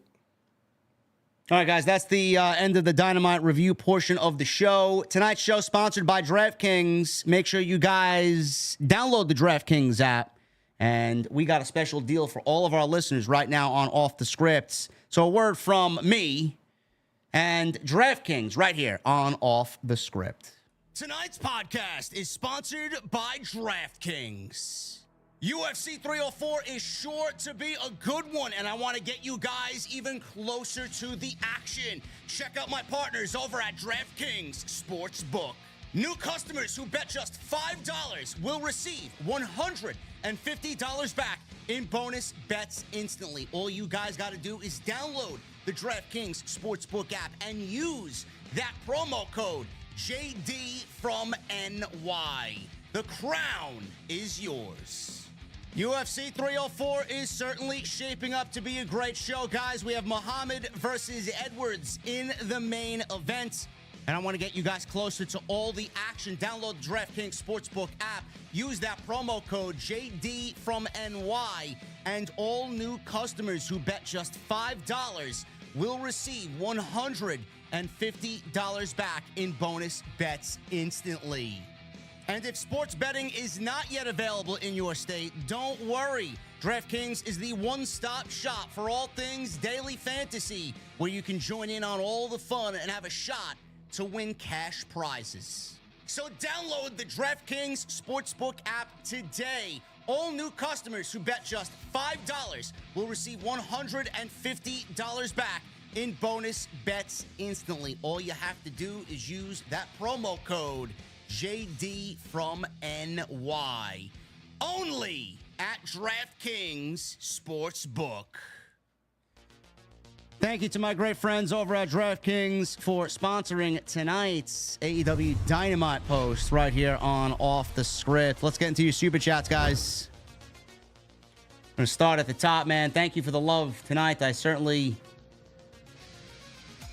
need it, man. I feel empty. I honestly do. You know, I got up to go... I just got up to go use the restroom during the DraftKings ad. And, it just feels very empty in my office, man. Bacardi's litter box is in the bathroom that's right behind me in my office, and the last thing that was in there was her, and I see her paw prints in the litter because it's always clean, and that was the last time she was in there. Cody Snyder. I mean, it was a rough morning, bro. I got up. You know, I ended the stream. Let me shut the music off. I ended the stream last night with Jason, and you know, obviously he loves cats too. He had a cat. He went through a very similar situation as I did. And his cat was about 17, 18 years old. Bacardi was 22. And I told him when TNT ended last night, I told him I don't think she's gonna make it through the night, honestly. And she was over here. She was like meowing during the show last night. I'm sure you guys heard. And she was kind of rummaging about. And she went into the corner where my desk is. My desk is here. And she goes into the corner underneath my desk. And typically people say when cats are in that phase where they're about to go, they don't want anybody to see them. You know, they don't want anybody to see them in that state. I guess it's like a predatory thing. Yeah. She got out from underneath the desk and she laid on the floor. And I left her last night, and I was very emotional last night. I kissed her. Her entire forehead was like wet with my tears. And I looked at her, and I just got so sad. Like you just saw the spark from her eyes just gone. And I said to myself, I don't think she's gonna make it through the night. And I left her. I kissed her goodnight. I went upstairs to go to sleep around 2:00 in the morning. And I got up. This morning. She was meowing this morning. She didn't want to eat this morning. She went to go lay on the hardwood floor because I have a rug in the office and then I have a hardwood floor in the corner of my office that's not covered by rug. And she laid there. She like laid out on her stomach. Like if you like, just envision you floating in your pool on your stomach with, you know, or your legs out and your hands out. That's exactly how she was laying. And she wasn't moving. And obviously, I got up this morning. I seen that her breathing was slowing and slowing and slowing. And I don't know, you know, I got up. I don't know what possessed me to get up. Usually, I sleep till like 10:30. I got up and I lay on the floor with a towel next to me. And I look at her face, and she's just lifeless. And she's awake. And I look at her, and I told her last night. The funny thing is, I told her last night, please don't leave me while I'm sleeping. Don't leave me in the night. Give me till tomorrow morning. She did. She waited till tomorrow. She waited till the next morning at 9 was like 9:43 this morning. She took her last breath, and I kissed her. I kissed her, and then you know I literally laid there, bro, with her taking her last gasp in front of me. Like I'm laying right. Just envision. I'm laying on a fucking towel, and she's there with her head on the floor, and she's just gasping, last breath. You know, I was gonna get her at home, you know, service so that they could put her to sleep. And a lot of people are like, you know, they make it sound good, but then they don't really. It's not really a pleasant, you know, thing. And people were telling me go that route, but I don't know if I would have it any other way, dude. Honestly, you know, I was so emotional today, man. The skin underneath my eyes were burning because I was crying so much. And I thank you guys for giving me the strength to get through the stream tonight. But I looked at her and I said to myself throughout the day, you know, the visual of her, I'm not going to get out of my head because, like, I don't want to see my baby that way. But the fact that she waited for me till this morning, bro, to go, after I told her last night, please give me till tomorrow morning.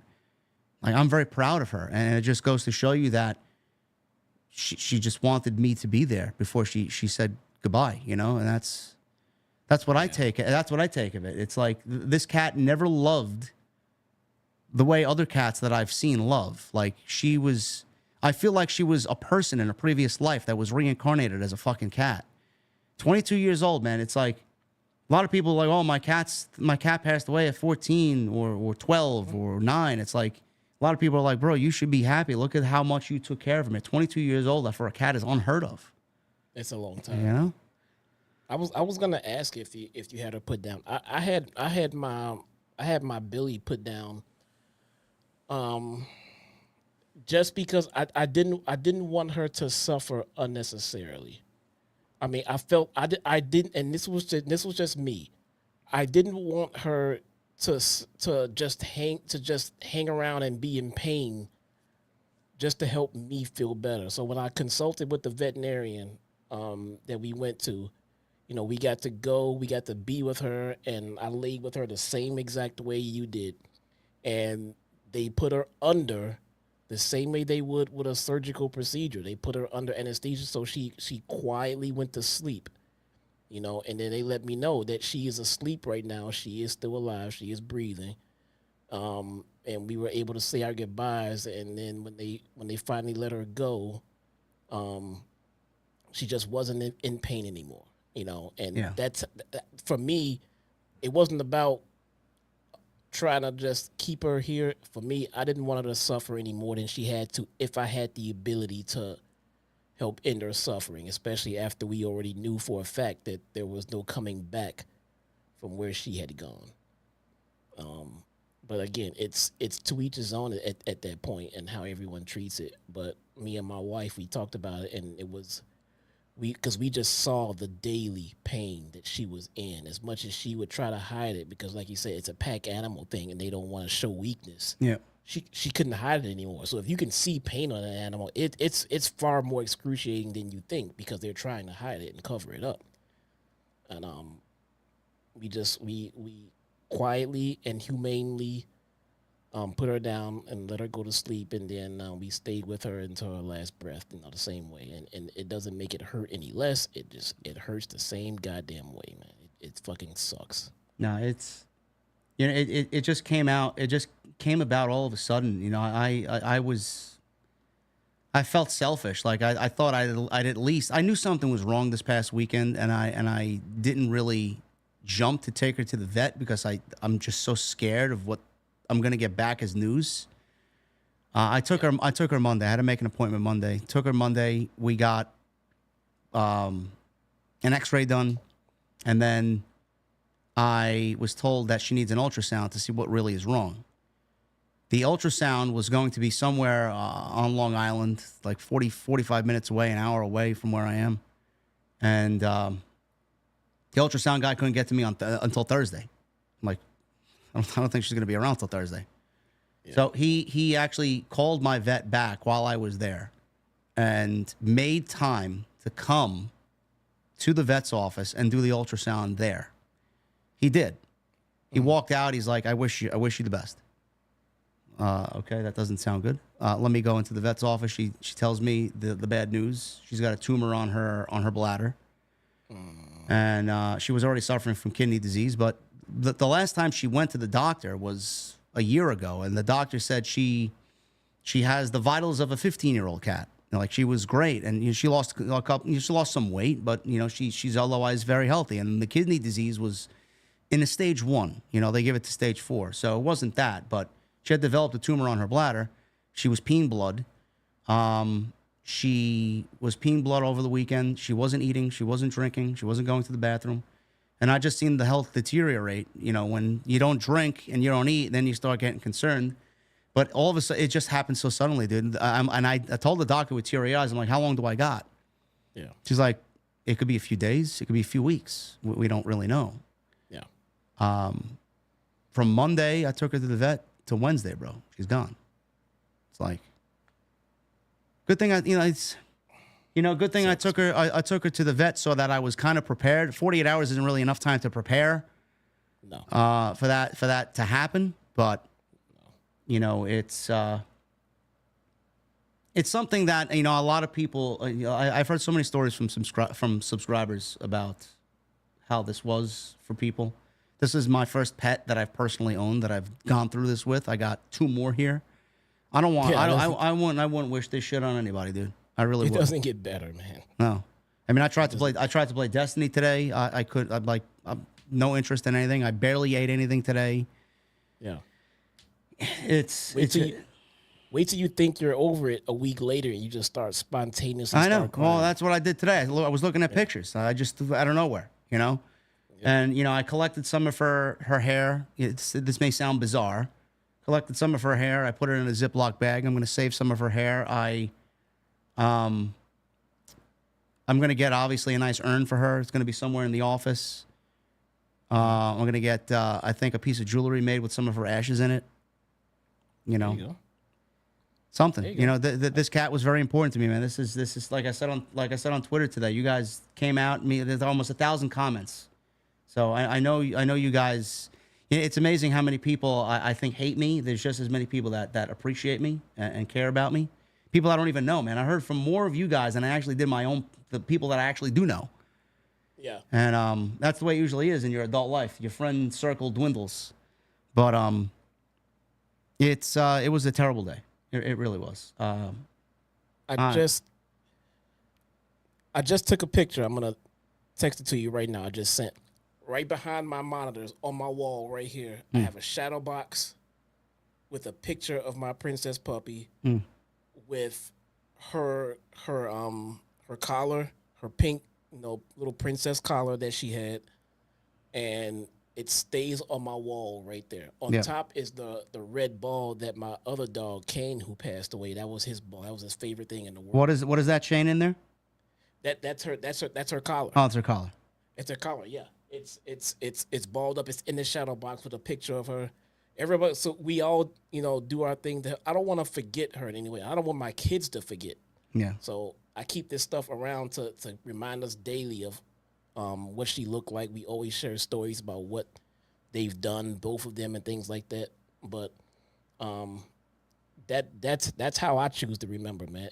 You have to choose something that's going to help you preserve the good memories and things like that. And having an urn or a piece of jewelry built is a fantastic idea, man. Yeah, I think that's what I'm going to get done. So they picked her up today at 12:30. The crematorium came and picked her up. She was beautifully wrapped in a towel. I wrapped her in a towel. I put her in her favorite carrier, which is like a velvet carrier. Mm-hmm. And it was just a rough day. The cat has been with me for 22 years. She's been with me for 22 years, and she genuinely, Bacardi was a gift from my ex-girlfriend Sarah when I first moved to Atlantic City because my parents had a cat, Boomer, named after Boomer Esiason, the former New York Jets quarterback. My mom's a Jets fan. No, Cincinnati Bengals quarterback. Yeah, whatever. Jeez. And I couldn't take Boomer, so my girlfriend at the time, Sarah, back in 2002, got me Bacardi. And I came home from a shift at Starbucks because I was working at Starbucks at the time, and I came home to the little baby Bacardi. We obviously broke up after a few months after that. We were together for 5 years, and I said, the first thing I'm taking is Bacardi. You're not taking Bacardi. I'm taking Bacardi. So I took her. She stayed with me. We moved 10 different times I've moved in my lifetime. And Bacardi's moved and been with me 10 different times, 10 different places, has seen girlfriends come and go, and she's seen people come and go. And, it's literally the first thing I think of is that this cat, this beautiful pet, genuinely taught me how to love. Yeah. And that's my biggest takeaway. Always greeted me at the door. Always greeted me at the door. Like I swear, man, it was like a fucking. This cat was unlike any other. So, guys, we have over 1,200 in the chat right now. I want to see 1,200 prayer emojis in the chat right now for Bacardi, man. If you have a drink in front of you, raise it, do a little toast, whatever it is, water, beer, whatever it is. Do a little toast, and shout out to Bacardi, man. Yeah. I remember that cat from the day I started watching you, man. Yeah, she was part of the stream, jumping on my desk. I mean, she started, literally a month. I didn't think this was going to end up being July the way it is now last month. And she was meowing, and I make fun of her. I integrate her into the shows, and she's yelling at something that I'm talking about. And I'm like, yeah, I didn't like it either. But, Yeah. My office is so bare now, man. She used to sit in this fucking beanbag chair, this oversized beanbag chair behind the green screen. And I threw it away today because it was just... It smelled, and she laid on it for like 3 years. Yeah, full of hair. I didn't touch it. I just let her be. Yeah. And the room is so fucking empty, dude. It's like the heaviness, the heaviness of the room just weighs on me. Yeah. There's like, I feel like there's nothing in this room now. Yeah, man. It sucks. I wish I could tell you it gets better soon, but as soon as you think it gotten better, it'll come back. Yeah. Yeah. Is Jason here? Is Jason in the chat? I see people saying Solid Monster sounds off. He should be live unless he got done and hopped over. He just donated. Solid Monster just donated $30 in super chat. Oh, that's awesome, bro. Love you, brother. Love your brother. Thinking about you, brother. Thank you so much, man. I love you too, man. Jason, fucking love awesome. You. I love you too, brother. We'll kill it Friday, man. I should be good for Friday. Yeah. And this shit sucks, man. I'll probably end up fucking after the stream is over, just sitting sitting on the floor, just contemplating. I don't know, man. It sucks. I don't know. Do you, man? There's nothing left to do but just sit and enjoy the good memories, man. Yeah. That's the best part of it at this point, Yeah. Those will never go away, ever. All right, guys, let's get into your super chats. I don't want to keep you as longer than I have to. And shout out to the Solid Monster himself, Jason. Love you, brother. Thank you so much, man. Hey, man, we are here as long as you need us to be. If they can't stay, respectfully, we get it. They can peace out. But we are here as long as you want to talk, man. Yeah. Cody, let's get into the super chats. Cody with a 27 months. He says for Bacardi with some prayer emojis and a heart emoji. Thank you, Cody. Furious Nation with a $50 super chat. What's up, JD? I just want to say I'm really sorry about Bacardi, bro. Pets are always a beautiful part of the family. If there's anything I can do for you, I'm here for you. My DMs are open. God bless, and my thoughts and prayers are with you. Thank you, Furious. A lot of you guys have reached out saying that same thing, man. Thank you. Triple M with a $2 super chat. He says, stay strong, eyes up, Guardian. We are all here for you. Thank you, Triple M. I seen you on earlier, brother. I was doing Luminity Grandmaster. I did it in 3 runs, man. Took me only 3 chances to get it done. Only time I'm doing it this week, though. Jesse will not even attempt it. I'm not even doing it. I'll do like the regular version just to get a run through to get familiar with it, but I'm not gonna torture myself in that Grandmaster. Yeah. Studa Beats with the $2 super chat. Pump for Tony and Mariah May at All In. Hashtag we love Bacardi. Yes. I'm pumped for Tony and Mariah May as well. Shane Brown with 19 months. Keep your head up, brother. Nothing but love and support. Thoughts and prayers are with you, bro. Thank you, Shane Brown. Michelle Moran with a $2 super chat. Blood and Guts was a fun match. Not great, but fun. I thought this was a very good Blood and Guts. How I would match it up with the others, I would put it right up there, honestly. I thought it was action-packed. I thought, it brought the chaos. It brought the Blood and Guts factor to it. I mean, they've all pretty much been the same. Maybe the early iterations were a little bit better, but I love the concept, man, as long as it makes sense. You want to know what I appreciate? And I should have pointed this out earlier to highlight it, just to give these guys their flowers. There was no sleeping in the match. No. And until there was sleeping in the match, but it made sense. Everybody was laying around and watching and sleeping when Hangman and Swerve were getting ready to square off. At that point, they had all been in action for a good fucking 45 minutes or whatever the fuck it was. And they all were actually interested, storyline wise, to see what was going to happen with Swerve and Hangman because they hated each other so much. Yeah. So they sat and gave these guys a couple of seconds and just watched while they took a breather because they've been beating the shit out of each other. I've watched these multi-man matches where guys are sleeping 5 minutes in after one spot, one move. That's not how you do it. Like a Money in the Bank ladder match? Yeah. took a body slam to the outside. Now they have to lay there. Andrade's sleeping for 5 minutes. He got one move done to him. Fuck?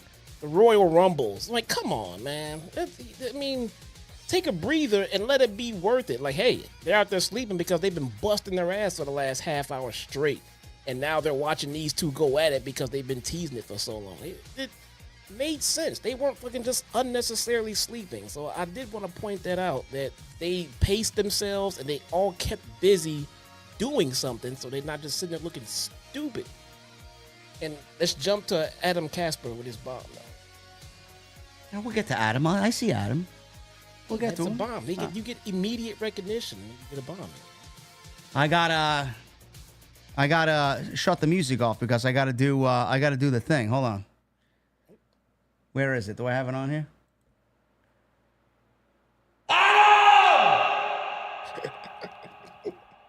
Casper with a $100 super chat. Definitely praying for you, JD. Thank you, brother. I really appreciate you being here, man, and showing the love along with everybody else here tonight, man. I appreciate you very, very much. Triple M, Studa Beats, Shane Brown. Thank you, guys. Michelle, thank you. Tony Brown with the $4.99. Mariah has tasty cheeks. Mariah is gorgeous, man. The cameraman did focus on those cheeks all the way through that. You saw that. They stayed right there for it. They know what they're doing. Yep. Drew Gilmore with the 23 months. Tonight's stream is dedicated to Bacardi. I'm so sorry for your loss, my brother. She will always be in your heart and watching over your prayers always. Thank you, Drew. I had a couple of people tell me that when they had pets pass away, that after a couple of days of grieving, that they've felt their spirit or heard sounds of their deceased pet. I honestly, being that I'm into that type of thing, I hope that, I feel something. I want to see or feel like her presence. Hopefully she does come back and visit. Honestly, The first place you're gonna feel it is in your dreams, man. Yeah. Derek Davis with the $2 super chat. Much respect to you, JD. I watched you since Battleground 2017. Yes, the fabled Battleground 2017 review. Derek Davis also. I just watched the Battleground 2017 review. Epic. Yes. Everybody seems to have that one in their top reviews of all time. That was the Punjabi prison match. Remember that one? Oh, God. Randy Orton versus the Great Khali? Yeah. I heard they had plans at some point to get Roman into a Punjabi prison match. Jinder Mahal said that match was fucking terrible. That was awful. That whole concept was god-awful, he said, with Chris Van Vliet. Oh, my God. Bradley Robinette with a $1.99. Rest in peace, Bacardi, and AEW is on Max, but not in the USA. Yeah, this has been old news, man. I don't know why this is just hitting the States now. It's been like that since June, I believe. So, yeah. Justin with a $4.99. JD just wanted to say, I'm so sorry for your loss. I know you'll miss Bacardi so much. Sending you thoughts and prayers. Thank you, Justin. I already miss her, man. She used to jump on the dinner room table or the dining room table every time I ate. She always wanted love at that time because she knew where I was every time at 6:30. She used to meow, Can I fucking get a meal in here? Feed me. You're eating. Feed me. Yeah, I miss her meows already, man. So, thank you, Justin. David, thank you for the $100 super chat earlier, brother. 10:30 with David, $100. Thank you, brother. President Trump with a $2 super chat. 10 bells for Bacardi, a true champion. Says President Trump. He's got that fabled picture, bro, from the day he was shot. That iconic picture already, man, with his fist in the air. Are you a Trumpite, bro? Oh my goodness. We gotta thank God the music stopped. We gotta give this man a huge round of applause.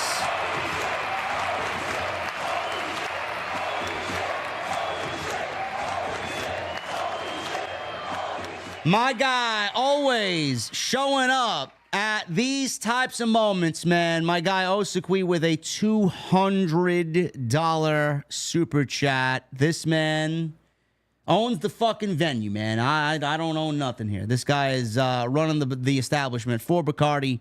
Love your brother. Stay strong and hold on to every single memory of Bacardi. They keep her alive. They keep her with you. It's never easy. I'm here for you. Hit me up anytime. You have my email.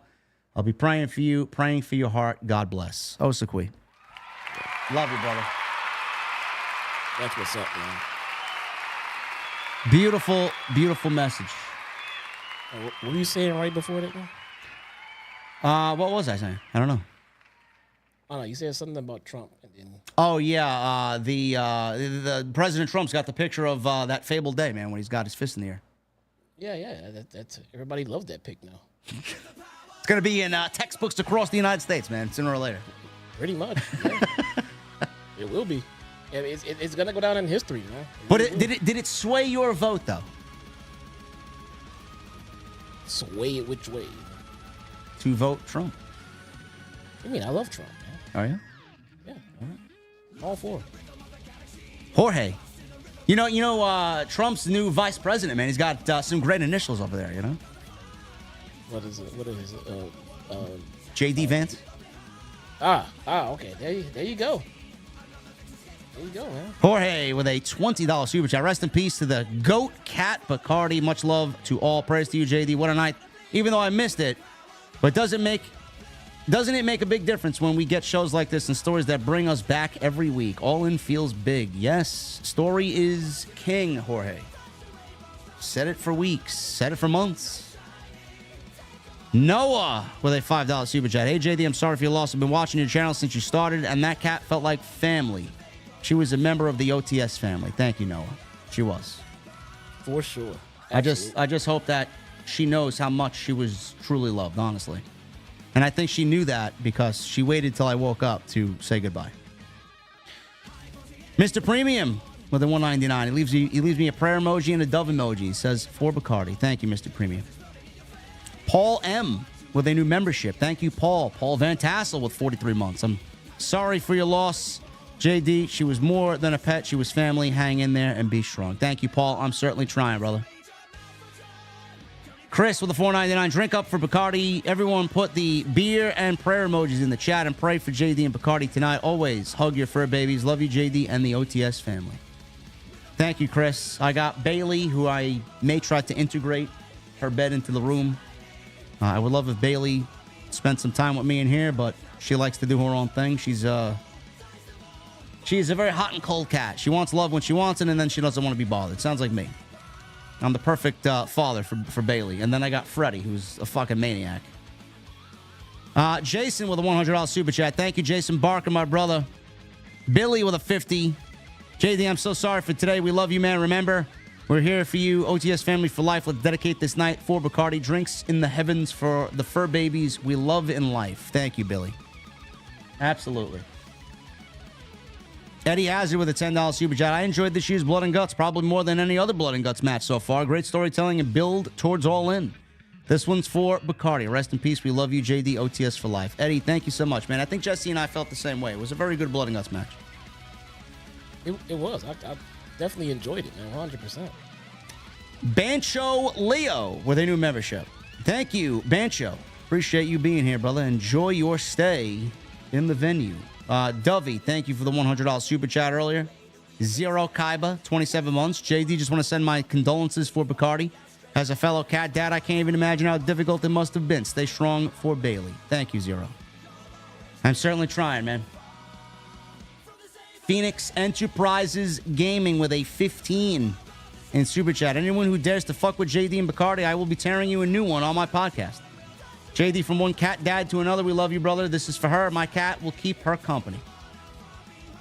She's going to need all the company she can get, man. I want her to be as comfortable as possible. JP with a 46 months. Let's pour a cold beverage for the homie Bacardi in honor of her and toast to her. She will always be remembered. Nothing but love and support, JD. Thank you, JP. Tony Brown with a $2 super chat. I consider you a friend, JD. I think we all consider you a friend as well, Tony. Thank you, brother. David M., $200 super chat earlier. Appreciate you being here, man. Thank you for all of your support. Stallions Productions with a $19.99. Sorry for your loss, JD. I know how much you love Bacardi. Share the most amazing life with you, and the love will last forever. I lost Jeter in September, and watching videos with him helped me out a lot. Yeah, I was shown a couple of pictures tonight, Stallions, and When the crying stopped, it just started all over again. Mr. Noob with a 1 month. Condolences on Bacardi, my little guy. Smokey rides in my semi-truck every night at work on the dash, chasing squash lightning bugs and snowflakes in the winter. Yeah, Bacardi was like that as well. She used to be a very professional fly catcher. Now I got Freddie to do that because Bailey doesn't give a shit. Wolf Dragon Monster Den with a 5. How about keeping the American title and putting the international title in the Continental Tournament and combining them? Have a shot of Bacardi for Bacardi. I mean, I guess you could do that, but I don't know. Maybe they are just dropping the title altogether. Or maybe, like we discussed earlier, Jesse and I, this title is just a vehicle for MJF to be the biggest prick going into international land. Yes. You know? Yes. Jonathan Bordeaux with a 2. International title, what a pittance.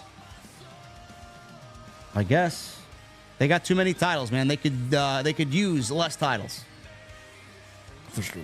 PD Shaw with a 41 months. My thoughts to you, JD. Stay strong and keep up the great work. OTS for life. Thank you, brother. Justin, $4.99. Wish I could give more, but rest in peace, Bacardi, and much love from Central Illinois. Doesn't matter if it's 500, or 5 cents, Justin. I'm glad you are here. That's all that matters to me. Michael Loden with a 5. Hi, guys. Hi, guys. Good to see you again this week, Jesse. Stay strong, JD. I know you like pretzels. Pop Daddy Pretzels. I would recommend you try. I love me a good pretzel. Frank Morano with a $5 super chat. Would not be surprised if MJF stages a Rocky IV type entrance at Wembley for himself. Just over the top Hulk Hogan, real American type. I hope he does. Hope he does. Don Parker with a 10. My condolences on the passing of Bacardi. I'm going to miss her meows during live streams. I'm happy to hear that you are safe. Jesse, tornadoes are no joke. OTS and Chi-Town Smark for life. Appreciate it, bro. Yeah, we're still recovering and repairing, but we were all good though. Triple M, $2 super chat. Drip is true destiny endgame, and I got peak drip. And you got that raid gear. That's what he's talking about. Ah, okay. Stallions Productions with a 4.99. I actually like the American title name better than the international title, and I hope they keep it. And I changed the name of the TNT and TBS title names. Those ain't going nowhere, man. They're going to be on Warner Brothers. They're going to be on Warner Brothers channels, TBS and TNT. Why would they change the name of those titles? Demeter Bullion, DJ Triple H Beard, and Toes Are Dirty with a $7.99. Meet Kane and Rosa Mendez in a pizza eating contest on Raw in 1996. Kane lost so he can hit Yoshi Tatsu with Stratisfaction. Then I played Jenga with Rhino, yo. This fucking guy, man. Jesus Christ. Demeter, always something, Demeter. Always. The best starter with a $5 super chat. Hey, what's up, fellas? JD, the pain you're going through shows us how special she is to you. Hang in there, brother. And every word you bring, no matter what. Or every show you bring, no matter what. Thank you, Bastardo. Hope you are well, brother. Don Parker with a 10. The learning tree is horrible. Have to ask you both. Best Jericho gimmick, Lionheart or List of Jericho? End this gimmick now, man. Thanks, fellas. Best Jericho gimmick is the gimmick that he had when he was feuding with Shawn Michaels. That's his best gimmick. What's his best gimmick, Jesse? Jericho? Yeah. I would say...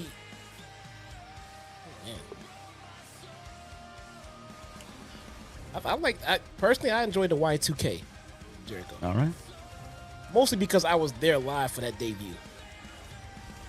Cake with a $2 super chat. Hangman used the title after he hesitated at Double or Nothing 22.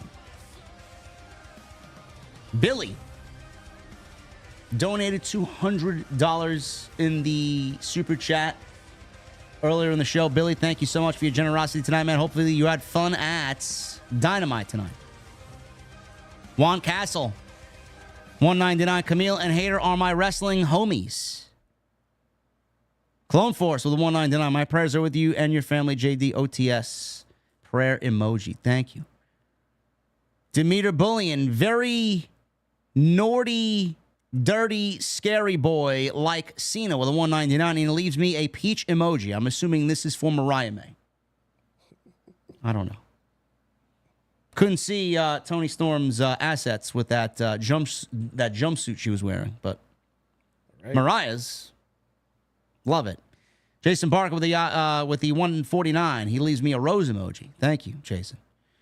Brendan Watson with the 499. In your opinion, what's been the best blood and guts match so far? I don't know, man. I think they were all great. Honestly, they were all very evenly matched. I don't have a particular favorite one that stands out to me. Yeah. I mean, I'll put this one up there because it's fresh in my memory. Yeah. It was a fantastic match. It really was, man. Don Wapo with the 499. Sorry for your loss, brother. My aunt's dog went out the same way yours did. He was very sick, but he waited for her to wake up before he took his last breath. Yeah, that image, bro, is gonna be with me for quite a while. You know, I'm just glad she's not in pain anymore. Red Storm Pro with a $5 super chat. I went through this experience with my dog last year. It's still incredibly difficult even today. Here's to all our beloved pets who have passed on. Thank you, Red Storm. Solid Monster with a 30, sneaking in there. Love Jason. One of the best people that I've surrounded myself in the community, and my HOG commentary partner for the last 5 years. We're going to kill it on Friday. Swerve and Amazing Red. If you guys have not subscribed to Jason, please do so. And you can catch us on Tuesday night with TNT. Jason's awesome, man. I wish we could have had a chance to meet up while I was out there, man. Adam Casper with a $100 super chat. Thank you, brother. Brendan Watson with a 199. Appreciate you as well, Brendan. This is for Bacardi prayer emoji. Osakui again. You are unbelievable, brother. Appreciate it. Super cool with the $2 super chat. JD, sorry for your loss. My condolences. Triple M, this weekend, if anything you want to do on Destiny and need some muscle, let me know. Always down to help. We love you, JD. Stay strong, brother. Jesse and I, I'm sure, will be hitting you up for that raid carry, Triple M. Yeah, at some point. Haven't been looking forward to the new. I do need a King's Fall. Yeah, I mean, I've been putting it off, honestly. Yeah. It looks very daunting. Yeah, exactly. He says once you know what you're doing, it's not as bad. And I believe that. That's usually the case with most raids. Yeah. Cake with the $2 super chat. After Zoe died, Cookie sat in a corner for a week. Yeah, it's opposite of what Bailey did. Bailey was sleeping in her own bed, unbothered by anything. Beautiful with a $5 super chat. Awesome stream always. Rest in peace to your fur baby Bacardi. Always. Also, there was an engagement proposal at the venue tonight. I saw on the AEW Instagram page. Oh, really? Was it Billy? Yeah. Thank you, beautiful. Francis Lou with a $10 super chat. Let's see if this works. Sometimes my super chat will say, message not sent, edit, and try again. Looks like it let me send it. No, Deonna Purrazzo has a better body than Liv Morgan. Listen, man, Deonna Purrazzo is a beautiful woman, too. Is she better looking to me than Liv Morgan? No. Wait. He didn't just say that. He said, Francis Loop said that, yeah. Hey, to each his own, I guess. Nothing wrong with Deonna. No, nothing wrong with Deonna. That's not an insult. There's nothing wrong with Deonna at all, bro. Stokely Hathaway is at it again. He called Statlander Cheeklander on Twitter tonight. Oh. Well, we had someone in the TNT Super Chats last night, Chris Faplander. Man. Triple M. $2 Super Chat. Also, we got to get Jesse through King's Fall for Zauli's Bane. You don't have a good one? I don't have one at all. I haven't run the new King's Fall at all. All right, so when we do King's Fall, you can bring me along, and I'll just use mine and kind of throw it in your face that I got a great one. Hey, have at it, man. I do need one. I have a boatload of spoils. Can you buy them at the end? Of the encounters? Yeah, as long as you've acquired it, yeah. Yeah, so at the end of the raid, you can buy them. Okay, good. Maybe I can buy enough red borders, maybe. Ricky, I see you in the chat. We love you, JD, from Issa's channel. She loves you too. Thank you. We love Issa as well. Jason and Issa are two of the select few that I've wanted to surround myself with, man, in the community. So very, very good people. Very awesome, man. Hey, don't forget FOMO, man.